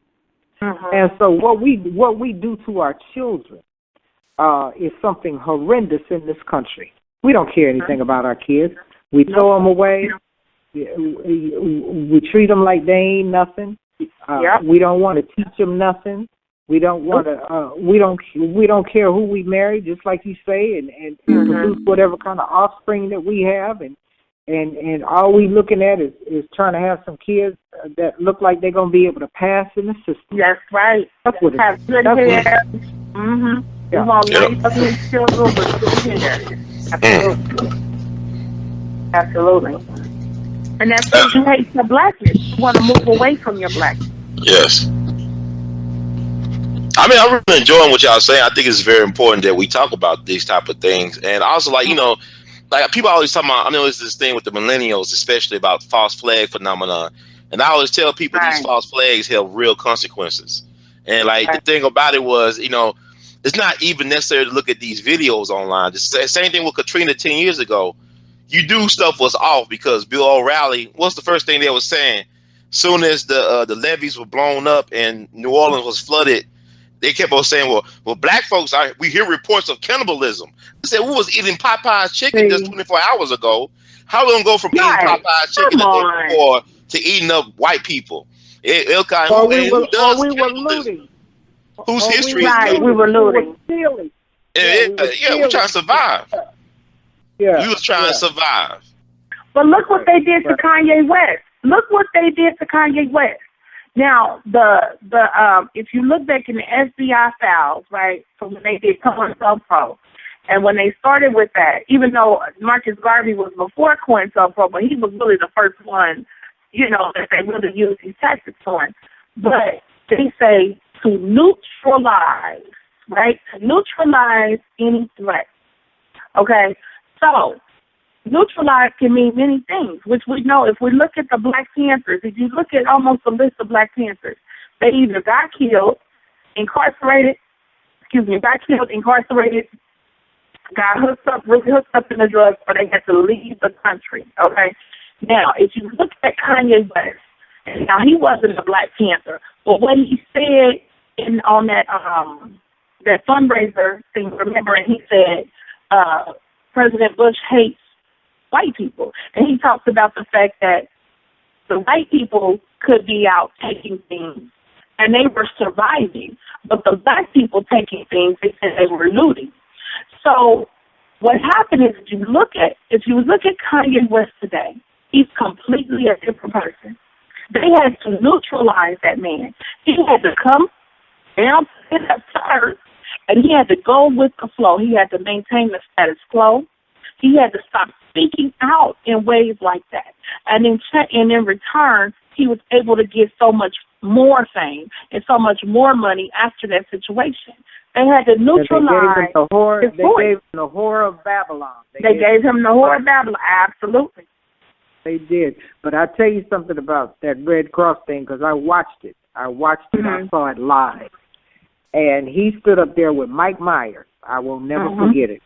And Mike Myers had to say his piece because it was something they hurry up and put together to get some money. Right. Mike Myers said his piece, and Kanye West was supposed to say his. Well, Mike Myers was signaling, when it came time for Kanye to say his. Kanye said, George Bush hates black people. Doesn't like black people. You remember? Oh, yeah, definitely. Yeah. He put a period on it. And Mike Myers didn't know what to say or do. No, his face was like, when he did a startled double take. Wait a minute. In television, they got a signal, and it's like a flash across the middle of your throat. That means cut. Mike Myers kept signaling cut, but he was doing it a certain kind of way. So they cut the commercial. They cut the commercial and they put some other people on, and when they came back, they cut that entire thing out. And when they came back, it was as if Kanye West had never said a word. That's and right. they didn't show him no more. Hey, but the thing about Kanye West, he didn't do that in a vacuum. That's part of our tradition. You go back to Eartha Kitt when she confronted Lady Bird Johnson in the White House. In the White House over Vietnam War. If you go back to what Louis Armstrong did about the Little Rock Nine when Dwight Eisenhower's response was less than assertive and aggressive, and they want him to do a tour sponsored by the State Department. He said, well, I can go to hell. This back in the 50s he said this. Or you think about William Monroe Trotter, one of our greatest journalists, confronting Woodrow Wilson in the White House, in his face, talking about how he's disrespecting black people. How we thought you was the next coming of Lincoln and you screwed us over. And he was saying all this strong language to the President of the United States. That's a part of our tradition. Even Paul Robeson is a part of our tradition. And the thing about it is, when people talk about COINTELPRO, they was watching Dr. King family for generations. They had spies at Morehouse. I mean, they know who we are. We don't know who we are. That's the problem. Right. The thing with Marcus Garvey, they hired the first FBI agent of color to neutralize Marcus Garvey. And that's how the FBI was built. Because J. Edgar Hoover was a librarian. He was no lawman. He knew the power of knowledge and information. Most of our greatest or powerful institutions don't run on guns. They run on information and knowledge. Woo, whether it be the right. banks, whether it be the libraries, whether it be the halls of Congress. It's all about knowledge is the currency. It's not the paper and stuff that don't mean it. It's the knowledge. It's like people confuse having money with having power. You can have a lot of power without having money in the bank. Money and power, yeah. But how do you get the money? You have to have the knowledge, right? I'm gonna tell you. Yeah. That's right. That's right. I'll tell you something about that knowledge and that power. I'll tell you something that I was taught. It's who you know till you get there. And when you get there, it's what you know. So that means that you need to know something. You need to know something before you get to where you're going. That's knowledge. Because if you know it and you have a way in that door, even if you have to build a back door, because, you know, we good at building the back door, okay? Even if you have to build a back door, when you get there, if you can use that knowledge, then that turns into wisdom, okay? And that's the key. That's the key, okay? You need some more different keys. But that's one of the best keys that you can have is who you know till you get there. When you get there, it's what you know. And every change that I have ever fought for in this country, that's the way I've always operated from that premise. And I'll tell you something else I was taught. If you know, they know. You hear me? Yes. If that's you right. know, they know. Yes, ma'am. Okay? And Brian. They know. And that's just the way this country is being run. And that's how, when you talk about neutralizing us and all that kind of stuff, that's how that happened. Because we knew and they knew too. That's right. They know where all the black folks are. They know what they're doing. All they have to do is pull up your zip code. That's it. That's it. We recently did a show. We recently did a show on COINTELPRO. And the show kept getting cut off, and we couldn't start to do the show. Finally, we got to be able to do the whole show. But when I was doing a lot of research, you know, I knew a lot of things, certain things about COINTELPRO, but doing a lot of research for the show, I see just how in-depth these people are. They study us like you are studying making a chemical compound. I mean, they're very precise. They are very, you know, every little detail.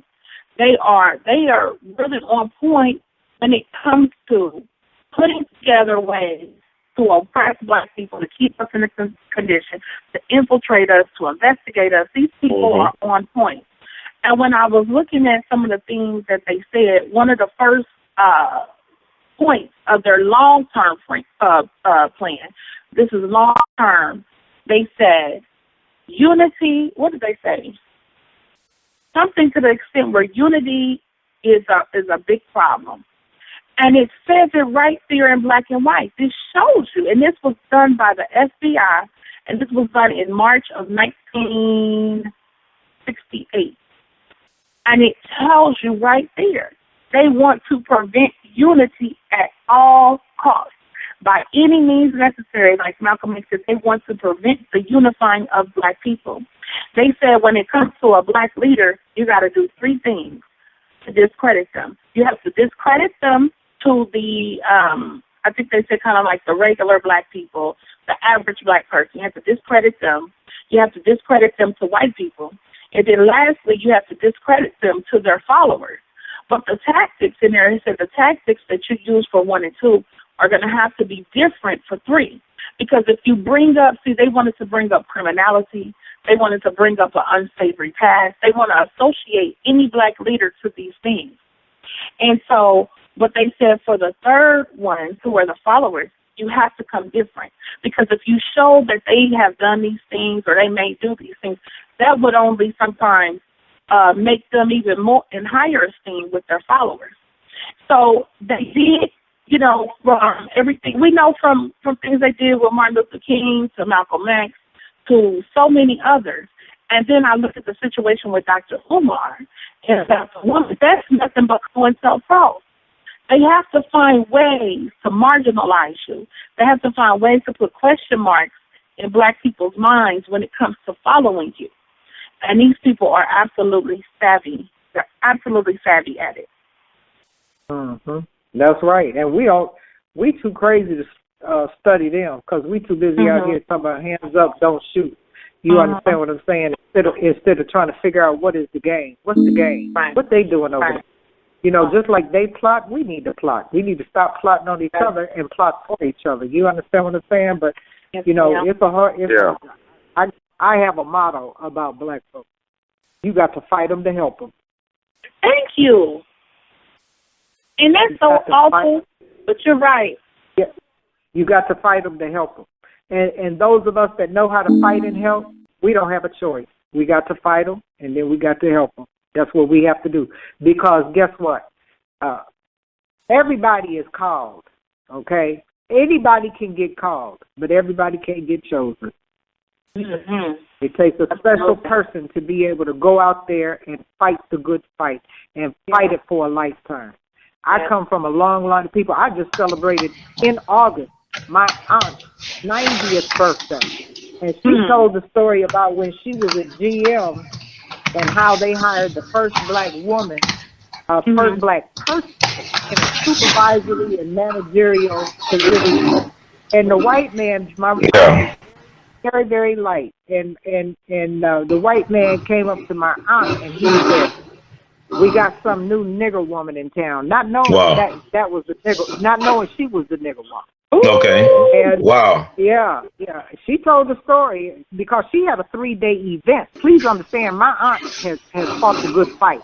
Okay, she had a 3-day birthday event, and and one of them she gave this speech, and she said that she went to her boss and she told him this is what the person said. Now this is her first week on the job. And this is what the person said, and she said, "I'm going to fire him." And that was the first firing that she ever gave to a white person in her life. She fired him. She came back.